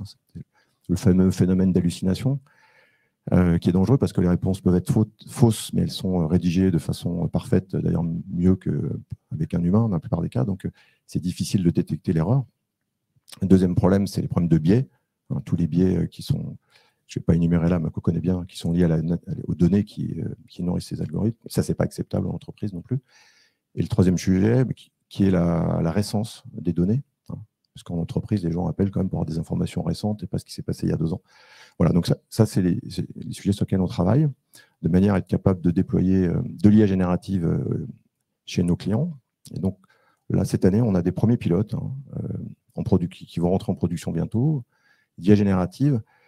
Et pour moi, il y a ce qu'on appelle une killer application qui ressort vraiment du lot, qui est le résumé d'appel, parce que dans la relation client, c'est ça le use case. Il y a plusieurs déclinaisons du résumé d'appel. Donc, le premier, c'est le résumé d'un appel en cas de réappel. Donc là, la situation, vous êtes tous utilisateurs de la relation client. Donc, vous appelez un service client pour un sinistre d'assurance ou un dossier de prêt. Voilà. Et une semaine après, vous rappelez votre banque. Et là, il va falloir raconter votre vie, même si quelque part, on sait que vous avez appelé pour un sujet, il faut raconter votre vie. Donc, avec le résumé automatique, on va pouvoir afficher au téléconseiller en quelques mots l'échange que vous avez eu la semaine précédente avec un autre téléconseiller. Et en une fraction de seconde, il va pouvoir savoir que vous rappelez pour le même sujet, que la semaine précédente, il y avait un sujet sur tel ou tel document que vous n'aviez pas encore à l'époque et qu'il fallait trouver. Voilà. Et donc, immédiatement, on va rentrer dans une relation qui est personnalisée, même si ce n'est pas avec le même agent. Et puis, il y a un gain de productivité évident pour les entreprises parce qu'on va gagner quelques secondes de traitement. Et ce use case, après de résumer, on peut le décliner avec le résumé à la fin de l'appel. À la fin d'un appel téléphonique, les conseillers font la synthèse de ce qui s'est dit. Donc, ça prend beaucoup de temps, c'est totalement inutile et pas très valorisant pour le conseiller. Donc, ça, on peut l'automatiser avec de l'IA générative. Et puis, il y a aussi des cas assez pointus où on pourrait aussi, on va travailler avec un client là-dessus, il y a certains appels qui sont à forte valeur ajoutée. Il y a du conseil. Je vais prendre l'exemple, par exemple, du bilan retraite. Les gens appellent un peu avant leur retraite pour préparer leur retraite. Il y a beaucoup d'informations qui sont échangées. C'est des conversations très longues. Et à la fin, les clients disent c'était très intéressant ce que vous m'avez dit, mais je n'ai pas tout noté. Voilà. Donc, on va pouvoir gérer un résumé de tout cet échange et l'envoyer par mail juste après la conversation au client qui va avoir le détail de tout ce qui s'est dit. Donc, concrètement, on voit qu'il y a des applications qu'on peut mettre en œuvre. D'ailleurs, on va les mettre en œuvre cette année, de l'IA générative. Très bien. On arrive presque au bout de la table ronde. Là, j'ai peut-être une dernière question à vous trois. Après l'euphorie, on a une période d'alerte. On l'a vu, une pétition signée par des milliers d'experts pour mettre en pause les sujets autour de l'IA générative. Les autorités italiennes qui demandent, qui imposent un moratoire à l'utilisation de ChatGPT pour des problèmes de conformité de RGPD. Vous, justement, par rapport à ces alertes, qu'est-ce que vous pensez? Donc, ça va être un peu aussi la conclusion par rapport à ça, par rapport au sujet de l'intelligence artificielle et de l'IA générative. Alors, l'avantage d'être dans un sujet l'IA qui est très, très à la mode et très en vue, c'est qu'il se passe aussi beaucoup de choses dans des directions variées, Ça on va dire. n'arrêtait pas. Voilà. Et en particulier, ce genre de pétitions qui sont, on a épisodiquement comme ça des affolements généraux avec des gens qui sont un peu spécialistes du fait aussi, dans les premiers signataires. Des chercheurs sont en train de réfléchir s'ils doivent faire une prise de position collective différente. Mais après, est-ce qu'on va se battre à coup de pétition? C'est un peu bête, peut-être. Je pense qu'il faut absolument pas mélanger le progrès scientifique, les utilisations qu'on en fait et le battage médiatique. Et donc, aujourd'hui, arrêter la recherche sur ces sujets-là, alors là, c'est vraiment un avis personnel, me semble dangereux, parce qu'on va laisser des sujets un peu en jachère. Et puis, j'aime bien souvent prendre un parallèle qui n'est pas tout à fait lié au domaine qui nous intéresse ici à la FinTech, c'est la régulation nucléaire. Quand il y a eu des accords nucléaires sur la non-prolifération, il ne faut pas oublier que nous étions en possession de la technologie. Faire un moratoire quand on ne l'a pas, ça veut dire qu'on s'inscrit en vassal jusqu'à la fin des temps. Et par ailleurs, encore une fois, la recherche scientifique doit être encadrée. Il y a des commissions de déontologie, des comités d'éthique, etc., pour ne pas faire n'importe quoi. C'est différent de l'usage. Et aujourd'hui, ce qui me paraîtrait assez raisonnable dans certaines entreprises, c'est d'empêcher l'utilisation de ChatGPT pour autre chose que s'amuser, encore une fois, à réciter un poème ou autre chose, parce que, mais c'était déjà le cas avec d'autres outils, mais c'est assez empirique ChatGPT, les gens donnent en entrée des données importantes et confidentielles. C'est pire que d'aller poster sa photo d'anniversaire sur son réseau social préféré. Quand vous demandez la traduction d'un texte, les données sont récupérées. Lorsque vous demandez la traduction d'un brevet, le brevet est récupéré. Et donc, il faut vraiment faire très, très attention à l'usage. Une confiance dans l'usage. Ah oui, mais voire même interdire. S'il n'y a pas confiance, c'est trop difficile à mettre en place. Et il y a aussi, au niveau européen, l'IA Act, avec des travaux autour d'une réglementation autour de l'usage de... Oui, mais là, l'IA Act aussi définit les finalités. C'est un peu orthogonal. C'est pas forcément sur la technologie intrinsèque. France. Non, mais je rejoins Isabelle sur l'aspect scientifique. Après, quand on regarde les 1300 signataires du moratoire là, sur l'IA générative, bon, il y a un peu de tout là-dedans. Hein, et donc, je pense qu'il y a aussi beaucoup d'hypocrisie. Hein, certains qui sont en retard et qui aimeraient bien avoir 6 mois pour rattraper les autres.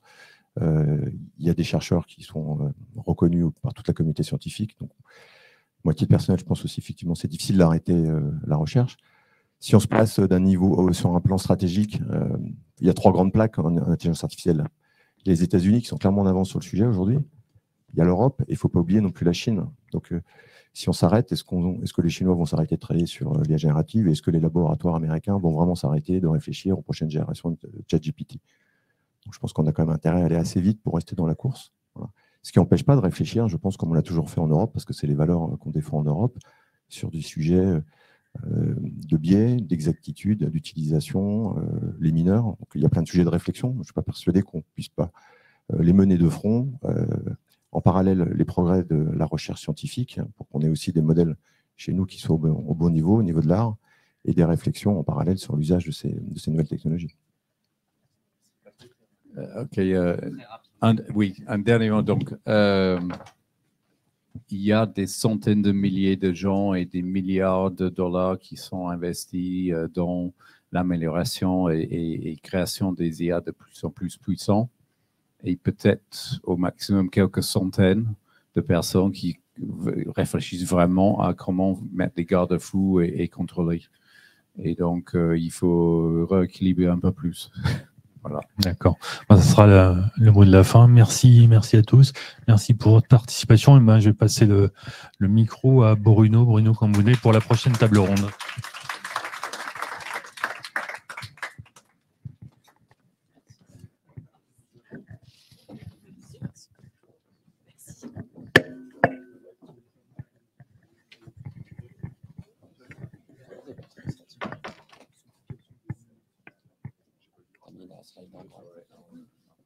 Mets la slide en bas.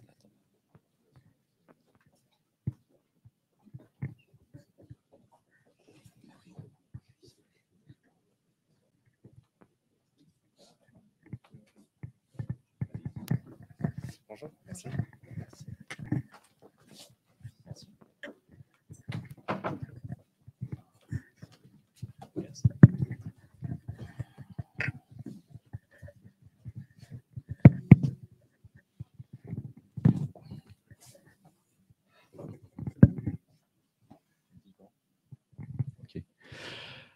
Donc bonjour et d'abord je suis ravi d'être, comment dirais-je, à représenter aujourd'hui ce FinTech 100, étant copilote du truc avec nos amis, avec Bernard Louis, avec Max et Stéphane et Frédéric depuis déjà 2 ans.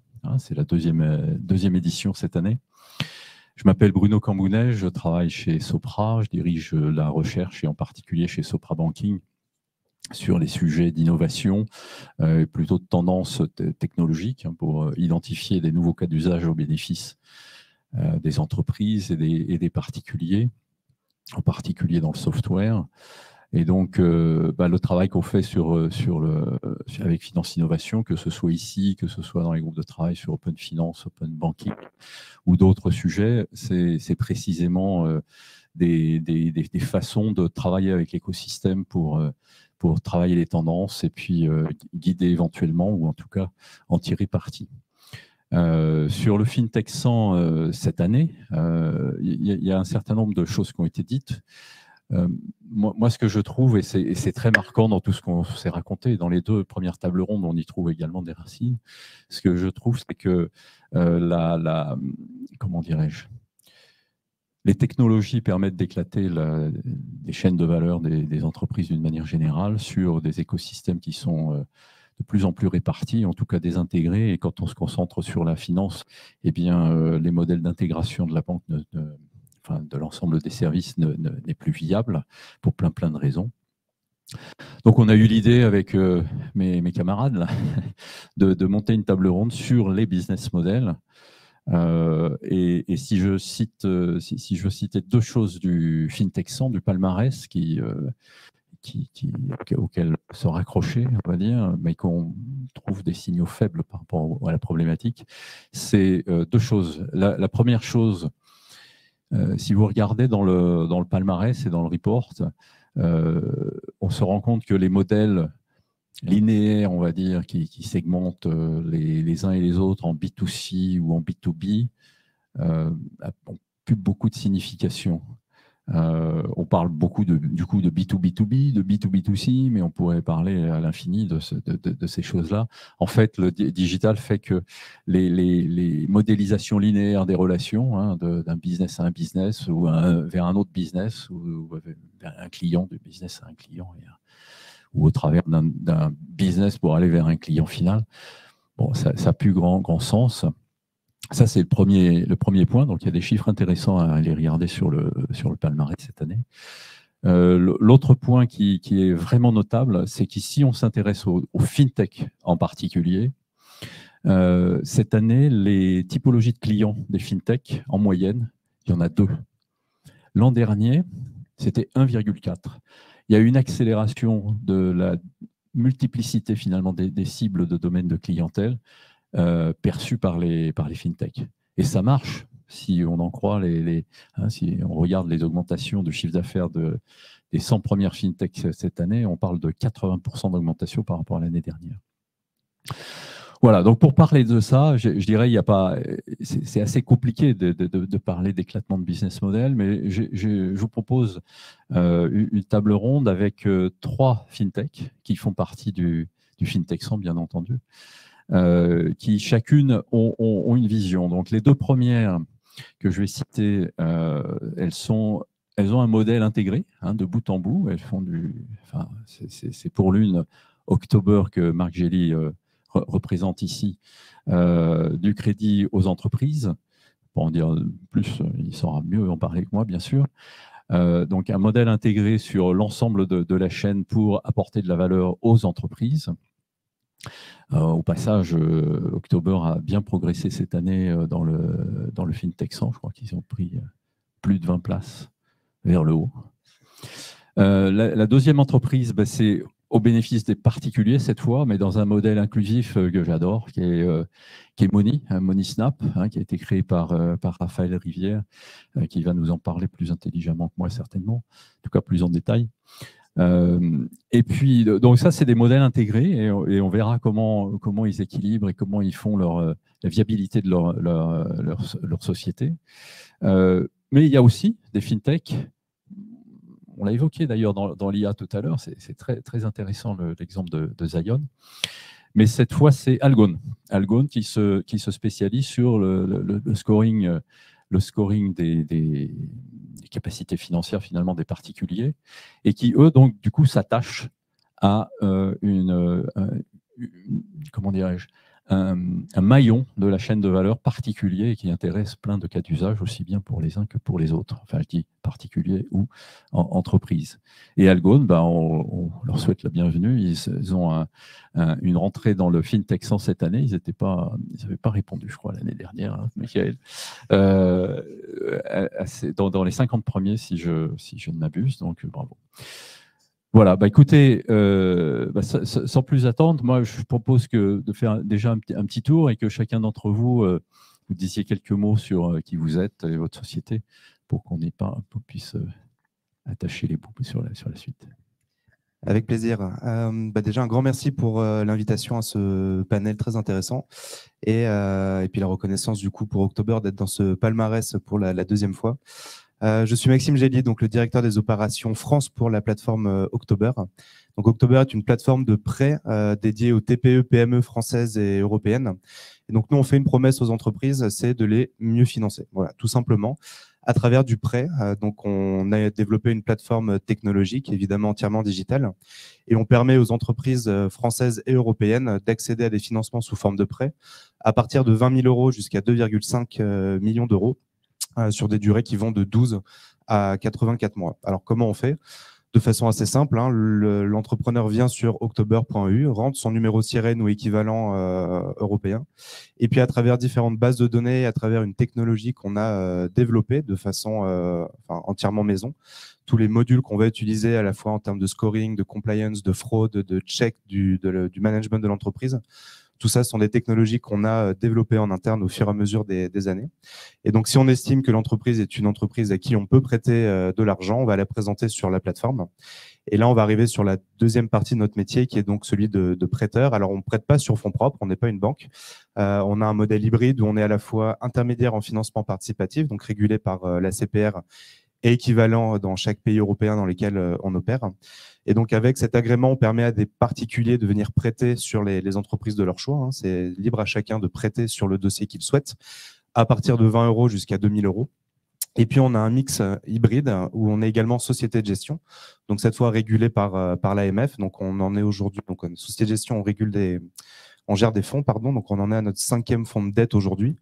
5e fonds qui a été ouvert à la souscription depuis septembre. On est aujourd'hui à 110 millions d'euros levés. Cette levée devrait se terminer d'ici la fin de l'année 2023 pour atteindre, on espère, 200-250 millions d'euros. Et donc voilà, les entreprises viennent sur October et se font financer à la fois par des particuliers et à la fois par notre fonds de dette. Aujourd'hui, on est présent, comme je vous le disais, dans 5 pays. Donc, on a démarré en France en 2015. Et puis, on a ouvert progressivement en Espagne, en Italie, aux Pays-Bas et pour terminer fin 2019 par l'Allemagne.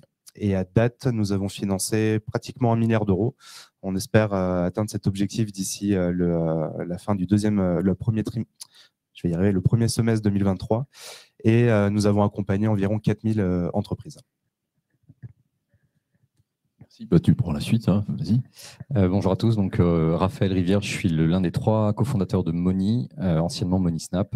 Notre mission chez Money, c'est de développer des services financiers pour les diasporas, pour les aider à mieux soutenir leurs familles qui vivent principalement dans les pays émergents, en Afrique, en Asie, en Amérique latine. On est parti d'un constat qui était assez simple il y a 6 ans maintenant. Les seuls produits qui existent sur le marché qui permettent aux diasporas de soutenir leurs proches, c'est du transfert d'argent.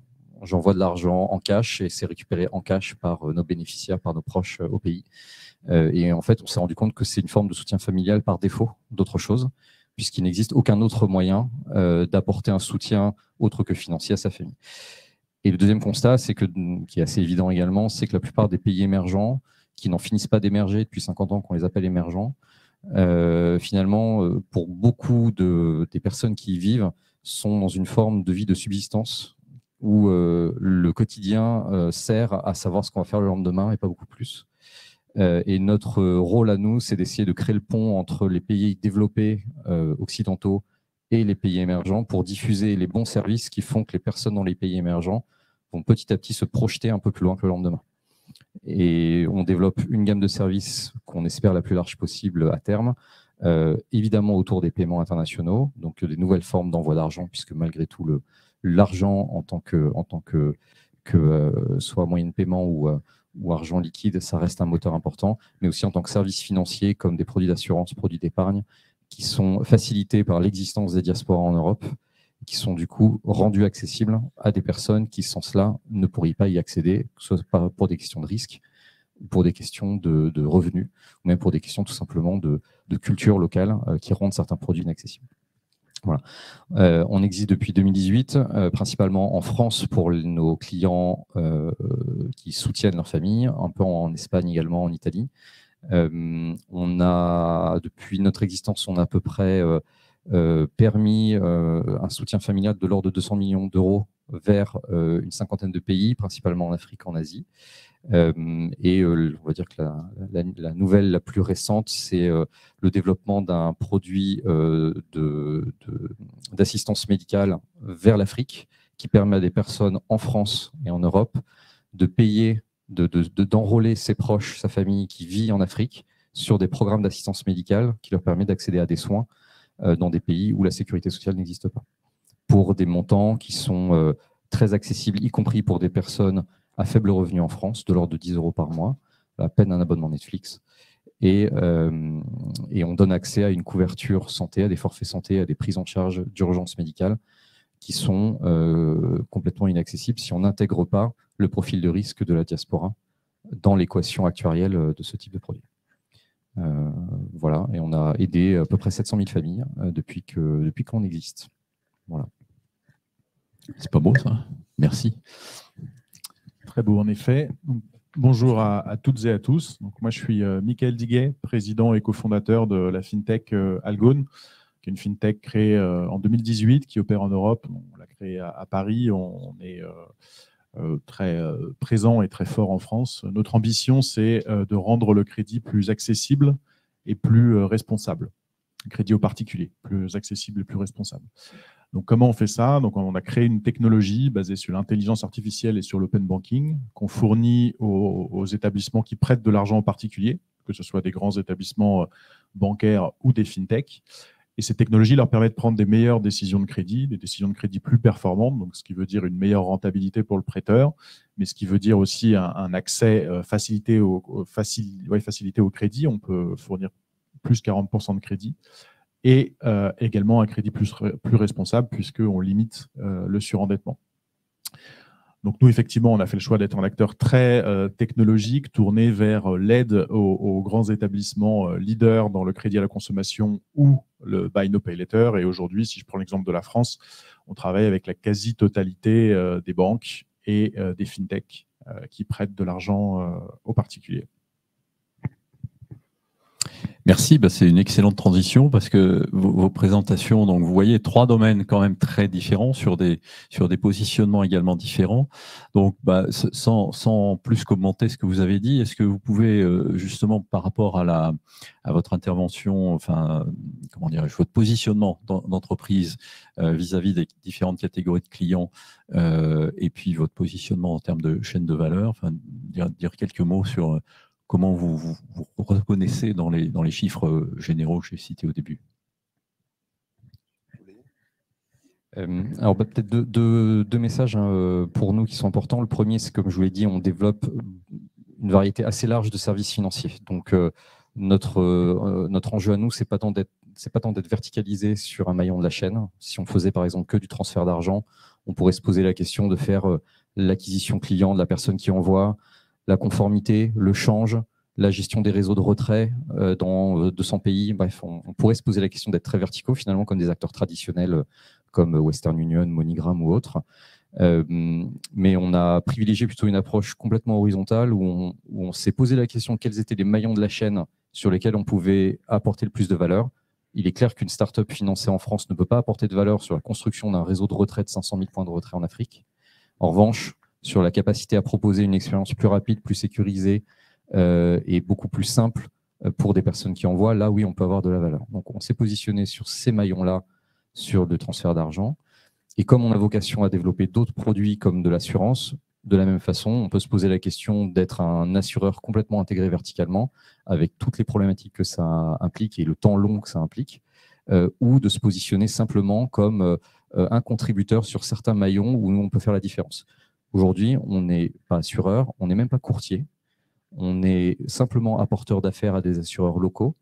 Simplement, on peut détourer un bon mode de fonctionnement qui fait qu'on a de fait deux clients. On a notre client qui paye le produit d'assurance, mais on a un deuxième client qui est l'assureur avec lequel on travaille, pour qui on garantit une forme de maintien des taux de sinistralité suffisamment bas pour qu'on puisse continuer à travailler ensemble.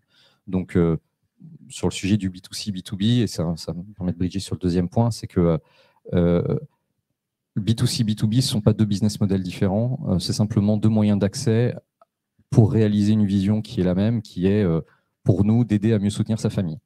Le B2B, c'est un moyen d'accès à une audience, c'est le moyen d'accès à un produit qu'on ne peut pas faire tout seul. Je prends l'exemple du transfert d'argent. On travaille en B2C, en direct sur notre site web, notre application, on permet à des particuliers de venir et d'envoyer des fonds à leurs proches. Mais on travaille également avec des banques, avec des néobanques, et on embarque nos produits de transfert d'argent qui sont très spécifiques d'un point de vue conformité, qui nécessitent de l'expertise que des néobanques n'ont pas forcément. Et on embarque ces produits end-to-end dans ces néobanques. Donc, de fait, on a un client qui est une banque, qui est un BI, puisqu'on leur propose un produit, mais ça reste un cheval de Troie, en quelque sorte, vers une audience cible qui sont nos clients finaux, les envoyeurs de fonds vers leur famille. Donc, pour nous, B2C, B2B, ce n'est pas tant une question de business model, c'est une question d'accès à une audience.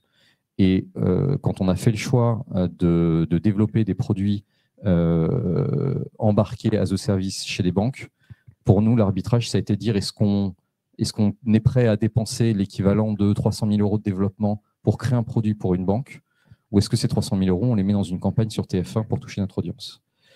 Et parce qu'à la fin, on touche une audience qui est la même, et en l'occurrence, on a privilégié plutôt de le faire comme cela, puisque travailler avec une banque, c'est s'embarquer dans un écosystème où le client a extrêmement confiance, puisqu'il est dans son application bancaire, proche de son compte, avec beaucoup de facilité de transactionnel. Donc l'arbitrage, ça n'a pas été un arbitrage du business model, c'était un arbitrage d'accès au marché. Le marché reste le même, la vision reste la même. Le B2C, c'est un moyen, le B2B, c'est un autre moyen. On n'est pas du tout sur les mêmes pas de temps. Travailler avec une banque, c'est 24 mois avant de voir un premier projet sortir. En B2C, on a le premier client dès le premier jour. Donc même en tant que start-up, ne serait-ce que pour avoir s'octroyer le temps de survie nécessaire pour faire émerger la bonne vision, pour faire émerger le bon produit, surtout dans la banque ou dans la finance en général où les pas de temps sont très longs, c'est tombé assez rapidement évident qu'on ne pouvait pas faire le choix entre l'un et l'autre et que c'était simplement pour nous deux moyens d'accès au même marché. Voilà, donc le business model va avec, on en parlera après, mais notre positionnement sur la chaîne, c'est à la fois de prendre les bons maillons qui sont ceux apporteurs de valeur différenciantes pour un client final et des canaux d'accès à ce client qui sont différents et finalement pas si novateurs que ça, puisque dans n'importe quelle industrie très traditionnelle aujourd'hui, que ce soit l'automobile, le retail, on vend dans des magasins en propre ou on vend dans des magasins multimarques, c'est un peu la même chose. On se vend en direct, on se vend dans des magasins multimarques que sont des banques. Voilà. C'est très intéressant comme approche de s'intéresser aux bénéfices pour le client final, qu'il soit adressé directement ou indirectement. Je pense que c'est vraiment une très belle illustration en tout cas. Tu veux continuer? Avec plaisir. Donc chez October, un peu de la même façon que Moni, on ne travaille pas du tout sur une verticalité. On a, nous, préféré l'horizontalité également, dans le sens où on a développé, nous, donc, différents algorithmes, différents scorings d'entreprises, et on a tout de suite voulu se positionner comme l'expert du crédit. On n'a pas du tout voulu développer différents produits. à proposer aux entreprises, on ne fait pas d'assurance, on ne fait pas de moyens de paiement, on ne fait véritablement que du prêt. Alors du prêt après qui peut se décliner sous différentes formes, amortissable, in fine, sous forme de ballon, etc. On propose également notre produit à travers différents pays, donc ça permet aussi d'atteindre différentes cibles. Mais quand on a commencé en 2015, on ne faisait que du prêt en France et sur des entreprises qui étaient plutôt des entreprises de taille importante. Et les efforts d'October se sont concentrés sur les outils qu'on a développés en interne pour s'adresser à la population à laquelle on pensait, nous, que notre solution serait la plus pertinente. Quand on commence en 2015, les outils qu'on utilise sont des outils qui sont publics. Ce sont des outils de scoring comme Altares, Crif, etc. Et on se rend très rapidement compte que ces outils-là ne sont finalement pas assez adaptés pour nous permettre d'avoir la meilleure évaluation de risque sur les entreprises qui nous font une demande de prêt. Et donc, dès le départ, chez October, on s'oriente plutôt sur une plateforme data-driven, c'est-à-dire qu'on va collecter énormément de données qui nous sont apportées par les entreprises qui font une demande de prêt, entreprises qui vont à la fois avoir un prêt sur October, mais également les entreprises qui vont se voir refuser l'accès au crédit sur la plateforme. Et donc, l'ensemble de ces données-là, on va les collecter, on va les stocker de façon intelligente pendant des années, et puis on va ensuite les utiliser avec notamment des équipes de data scientists qui vont pouvoir modéliser des risques des scores de risque, et puis regarder tout un tas de comportements de paiement, d'analyse de risque sur le management, également des scores ESG, etc. Et donc, au départ, on s'adressait à une seule typologie d'entreprise, encore une fois, une PME qui était plutôt de l'ordre de la centaine de salariés, qui faisait quelques dizaines de millions d'euros de chiffre d'affaires. Et petit à petit, la technologie qu'on a développée nous a permis de décliner notre clientèle sur des plus petites entreprises. Et aujourd'hui, on est capable d'avoir un score pertinent également sur des entreprises qui vont être de 3-4 salariés et quelques centaines de milliers d'euros de chiffre d'affaires. Et puis, une fois qu'on a décliné cette offre sur une clientèle qui était plus petite, on s'est également posé la question de comment rentabiliser les outils qu'on a développés. On a mis énormément de moyens. Alors, on n'a pas fait de pub, nous. Finalement, le budget marketing chez October est assez limité. Je pense que vous n'avez jamais vu ou quasiment jamais vu de pub October dans le métro ou de passage à la télé, etc.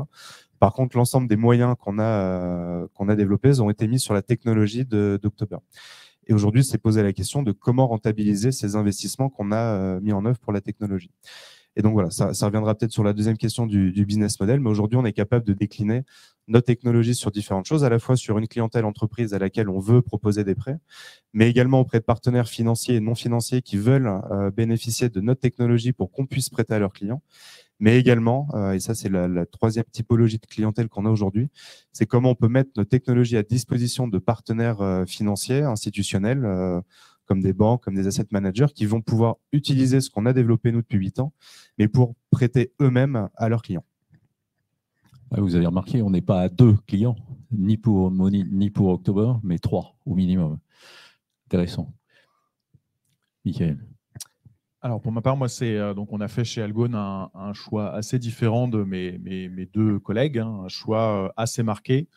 Donc on est un acteur vraiment très technologique, centré sur la technologie, et donc on a une approche B2B vis-à-vis des prêteurs. Alors pourquoi on a fait ça? 2 raisons principales. La première raison, c'est la maximisation de notre impact.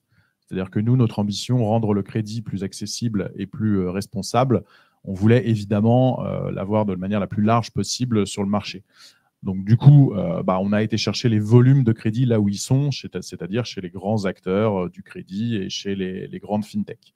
Donc ça, c'est la première raison, parce qu'on a vraiment souhaité maximiser notre impact. La deuxième raison, c'est qu'on a analysé un petit peu quelles étaient les forces et les faiblesses d'une fintech comme la nôtre, et on a décidé de se focaliser vraiment sur les forces, sur nos forces. Donc, nos forces, c'est notre agilité, notre capacité à comprendre la technologie, notre capacité à recruter des talents dans l'univers de la technologie. Donc, on a fait un choix très fort sur le fait d'être très focus sur un seul sujet, très vertical, contrairement à mes collègues, qui est le scoring crédit pour les particuliers. Voilà. Et on est souvent sollicité pour le scoring crédit pour les entreprises, comme October le fait, parmi d'autres activités. Et justement, pour l'instant, on a toujours fait le choix de rester concentré sur notre domaine d'expertise et d'être les meilleurs, parce qu'il faut être les meilleurs quand il s'agit de convaincre BNP, Crédit Agricole, etc. Il faut être les meilleurs.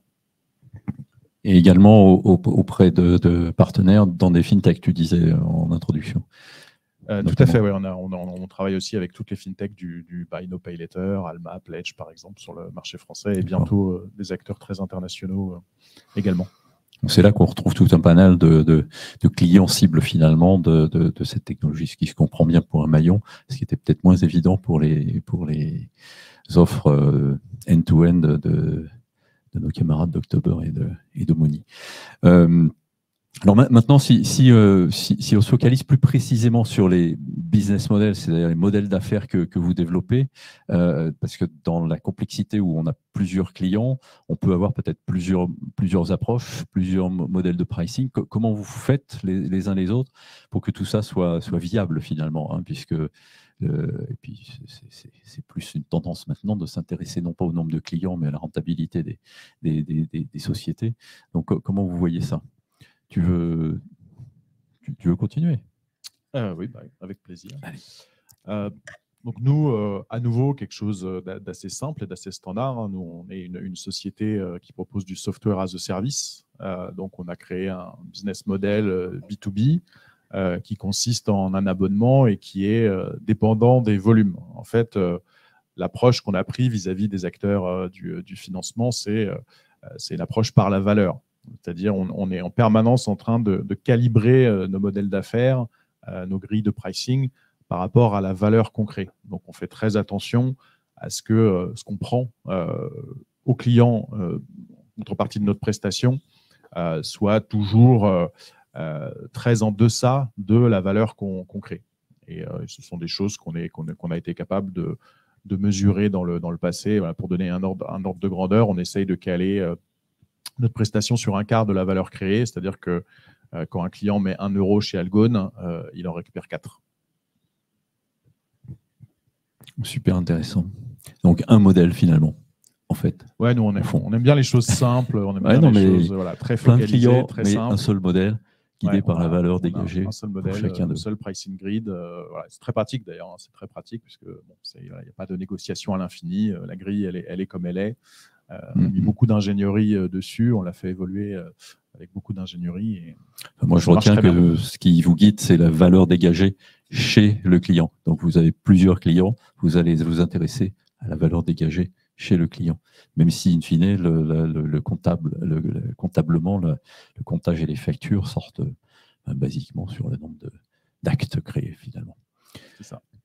Tu continues, Raphaël. Oui, alors pour nous, il y a des éléments assez proches de ce que tu dis, Michael. On a, sur l'ensemble des produits qu'on développe, globalement, on développe des choses qui n'existaient pas avant. Donc, quand on va parler à un assureur au Maroc pour développer un produit avec un tiers payeur qui est en France et un produit d'assistance médicale qui n'existe pas, en fait, c'est à la fois un client dans le sens où il faut le convaincre de faire un partenariat avec nous, mais c'est aussi un co-contributeur au projet.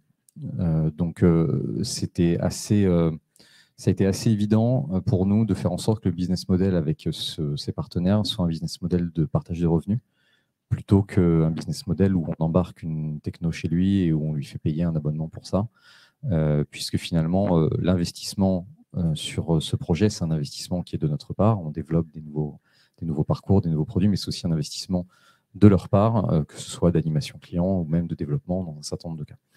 Donc, on co-construit avec eux une proposition de valeur qui sert un client final, que l'on a en commun dans une certaine mesure. Et la valeur générée par ce partenariat, on se la répartit tout simplement.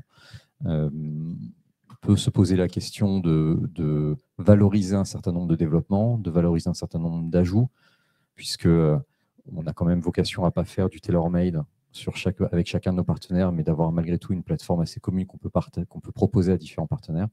Donc, on peut se poser cette question-là. On ne l'a pas fait jusqu'à maintenant. Donc, aujourd'hui, on est sur du partage de revenus pur avec nos partenaires B qui sont des enablers pour nous, comme je disais tout à l'heure. Après, l'autre élément pour nous dans le business model qui est à la fois traditionnel, mais qui est à la fois, on va dire, connu, mais assez inconnu dans le monde des paiements. Le monde des paiements, c'est un monde qui est fondamentalement transactionnel. Le business model universel dans les paiements, c'est un cut sur un flux, avec toutes les mauvaises conséquences que ça a, qui sont notamment de devoir reconvaincre un client à chaque fois. Et on se bat sur des prix, on se bat sur des cuts, on se bat sur des taux de change. Ça, c'est universel, ça a toujours existé depuis 150 ans que les paiements internationaux existent. On souhaite basculer cette industrie dans le modèle de l'abonnement, en faisant en sorte qu'on décorrèle totalement le montant payé par le client, pour nous en l'occurrence une personne qui envoie des fonds à l'étranger, décorréler son usage de la valeur qu'il perçoit, lui donner accès à notre plateforme par abonnement sur un montant qu'on calibre intelligemment par rapport au coût d'acquisition qu'on a. Et derrière, pas de marge sur le change, pas de frais sur les transactions. Même si je réplique ça sur notre modèle d'assurance, on pourrait tout à fait envisager un modèle d'abonnement qui donne accès à l'ensemble de nos produits sans frais et même sans markup de quelques acteurs que ce soit sur la chaîne de valeur, avec simplement un abonnement upfront qui donne accès à une plateforme où on peut administrer totalement son soutien familial. Et la valeur perçue pour le client de ce type de proposition est énorme parce que sur un certain nombre des produits qui existent dans le soutien familial, il y a une forme de commoditisation qui se fait et on ne peut pas être sur de la guerre des prix. En tant que start-up, ça ne marche pas. Quand on a un gros groupe qui a l'air insolide, on peut. Une start-up ne peut pas aller sur le terrain de la guerre des prix. La seule option qu'elle a, c'est de faire un pas de côté et d'éviter la guerre des prix et proposer un modèle d'abonnement où on a une valeur perçue qui est différente de juste la réalisation du service. Ça permet de win by dodging, en quelque sorte, en ayant un produit qui n'a plus de prix, donc il n'y a plus de sujet de guerre des prix, et en même temps une plateforme sur laquelle on ajoute de la valeur. Donc cette bascule vers l'abonnement dans le joyeux monde des SaaS B2B, c'est juste une évidence. Dans le joyeux monde des paiements, c'est quelque chose qui n'existe absolument pas. Donc on est en train de défricher ces choses-là aussi. Donc peut-être l'année prochaine, je vous tiendrai au courant si on a réussi. Voilà. Alors chez October, on aime aussi des choses simples, mais force est de constater qu'au fil des années, on a dû faire évoluer notre business model. Quand on démarre en 2015, on a 2 canaux d'acquisition principaux qui sont donc du direct. Donc les entreprises viennent directement sur la plateforme October faire une demande de prêt. Donc pour animer ce canal d'acquisition, on va quand même dépenser un petit peu en marketing, on va faire quelques pubs notamment sur AdWords, etc. Et puis on va développer un deuxième canal d'acquisition qui va être celui de l'indirect. Et là, on va plutôt s'orienter vers des partenaires qui vont être des spécialistes du crédit, donc des courtiers, mais pas que. Ça peut être aussi des experts comptables, des avocats, enfin des gens en tout cas qui sont au contact des entreprises. Et puis on avance comme ça, donc avec un partage de commissions avec ces partenaires. Et puis au fur et à mesure des années, on se rend compte que notre produit plaît énormément aux chefs d'entreprise, aux prospects qui viennent sur October ou à qui on a la chance de présenter notre produit. Mais malheureusement, la typologie d'entreprise à laquelle on s'adresse ne fait pas des prêts tous les 4 matins. C'est plutôt de l'ordre des 3-4 ans. Et donc, même si notre produit plaît, même si on sent qu'il y a une appétence pour notre produit, il faut qu'on attende 3-4 ans avant de pouvoir vendre notre produit. Et donc, on est aussi, nous, rémunérés sur le volume. On encaisse du chiffre d'affaires que quand un prêt est décaissé. Et donc, il est important pour nous de trouver un nouveau relais d'acquisition. Et donc, en 2019, on commence à développer ce qui est maintenant connu, qui est de l'embedded finance ou l'embedded loans. Et en fait, on se pose la question de comment on va pouvoir proposer notre produit au moment le plus opportun. Et donc, on se dit, si on passe par des partenaires qui ont la donnée de leurs clients, qui peuvent pousser notre produit au moment où le client en a véritablement besoin, avec une technologie du coup embarquée, où le partenaire peut utiliser notre propre technologie qu'on a développée, sur laquelle on a mis énormément d'efforts, c'est peut-être ça qui va être la clé du succès pour October. Et donc, on démarre avec Conto, donc qui est je ne vais pas dire néobanque parce que je vais me faire taper sur les doigts, mais qui est un prestataire de paiement et qui donc propose aujourd'hui du prêt avec un module October à l'ensemble de ses clients. Et donc là, on évolue un petit peu dans le business model. Alors, ça reste du partenariat, mais on évolue un petit peu dans le business model, dans le sens où on va pouvoir être plugué sur l'espace de nos partenaires. Et pour le client, il va complètement rester dans l'espace du partenaire qu'il connaît. Ça rejoint ce que tu disais tout à l'heure avec l'application bancaire. Le client se sent en sécurité et va pouvoir partager les données avec October et bénéficier d'un prêt de façon instantanée. Et puis en 2020, on connaît la crise du Covid tous, et on commence à faire des PGE chez October. On rentre en contact avec la BPI pour bénéficier de la garantie PGE. Et puis BPI regarde un peu nos outils et se montre extrêmement intéressé par les différents modules qu'on a pu mettre en place et surtout par l'efficacité qu'on a pour octroyer des prêts aux entreprises. Et on commence à discuter avec BPI, et puis BPI nous indique qu'ils aimeraient peut-être éventuellement commencer à utiliser nos outils. Et donc, on commence notre troisième business model avec ce qu'on appelle aujourd'hui October Connect. Donc, on a vraiment deux piliers d'activité chez October, le lending, où on va prêter directement aux entreprises. Et puis, on a October Connect, où on va mettre à disposition nos outils, donc nos 5 reporting qu'on a développés depuis 2015, et on va mettre à disposition ces outils-là sous un format SaaS. Et donc, les partenaires vont utiliser nos outils, mais vont prêter soit avec leurs fonds, soit avec leur bilan pour leurs clients. Et là, sur ce deuxième, donc Connect, vous êtes sur quel business model? C'est un partage de revenus ou partage de valeur comme Money, ou c'est à l'acte? Enfin, comment ça marche? Non, alors là, c'est un abonnement à l'année. On va identifier, nous, le besoin du partenaire en début d'année. On va lui demander quels sont les modules dont il a besoin en fonction de son activité.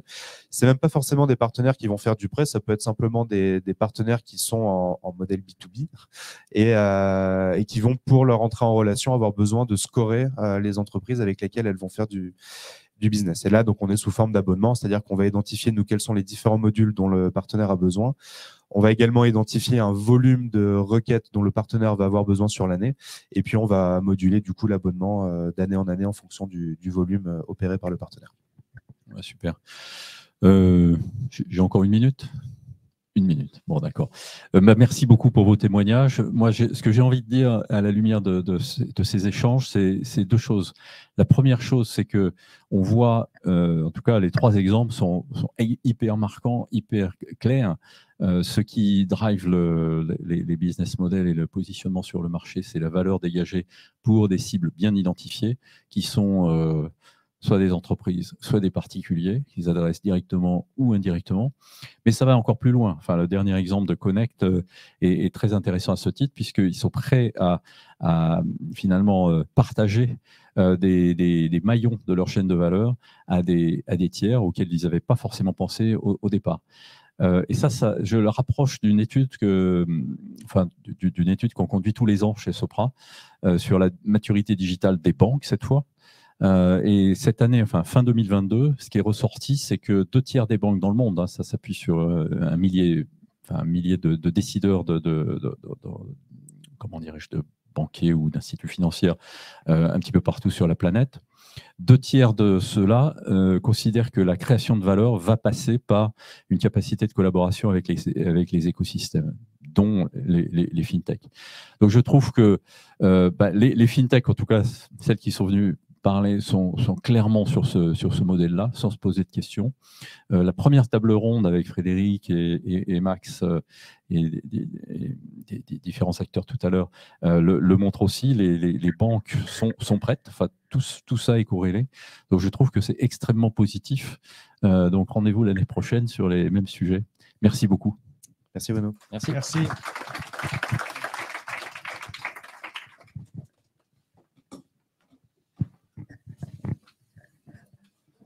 Voilà, écoutez, il est temps de conclure.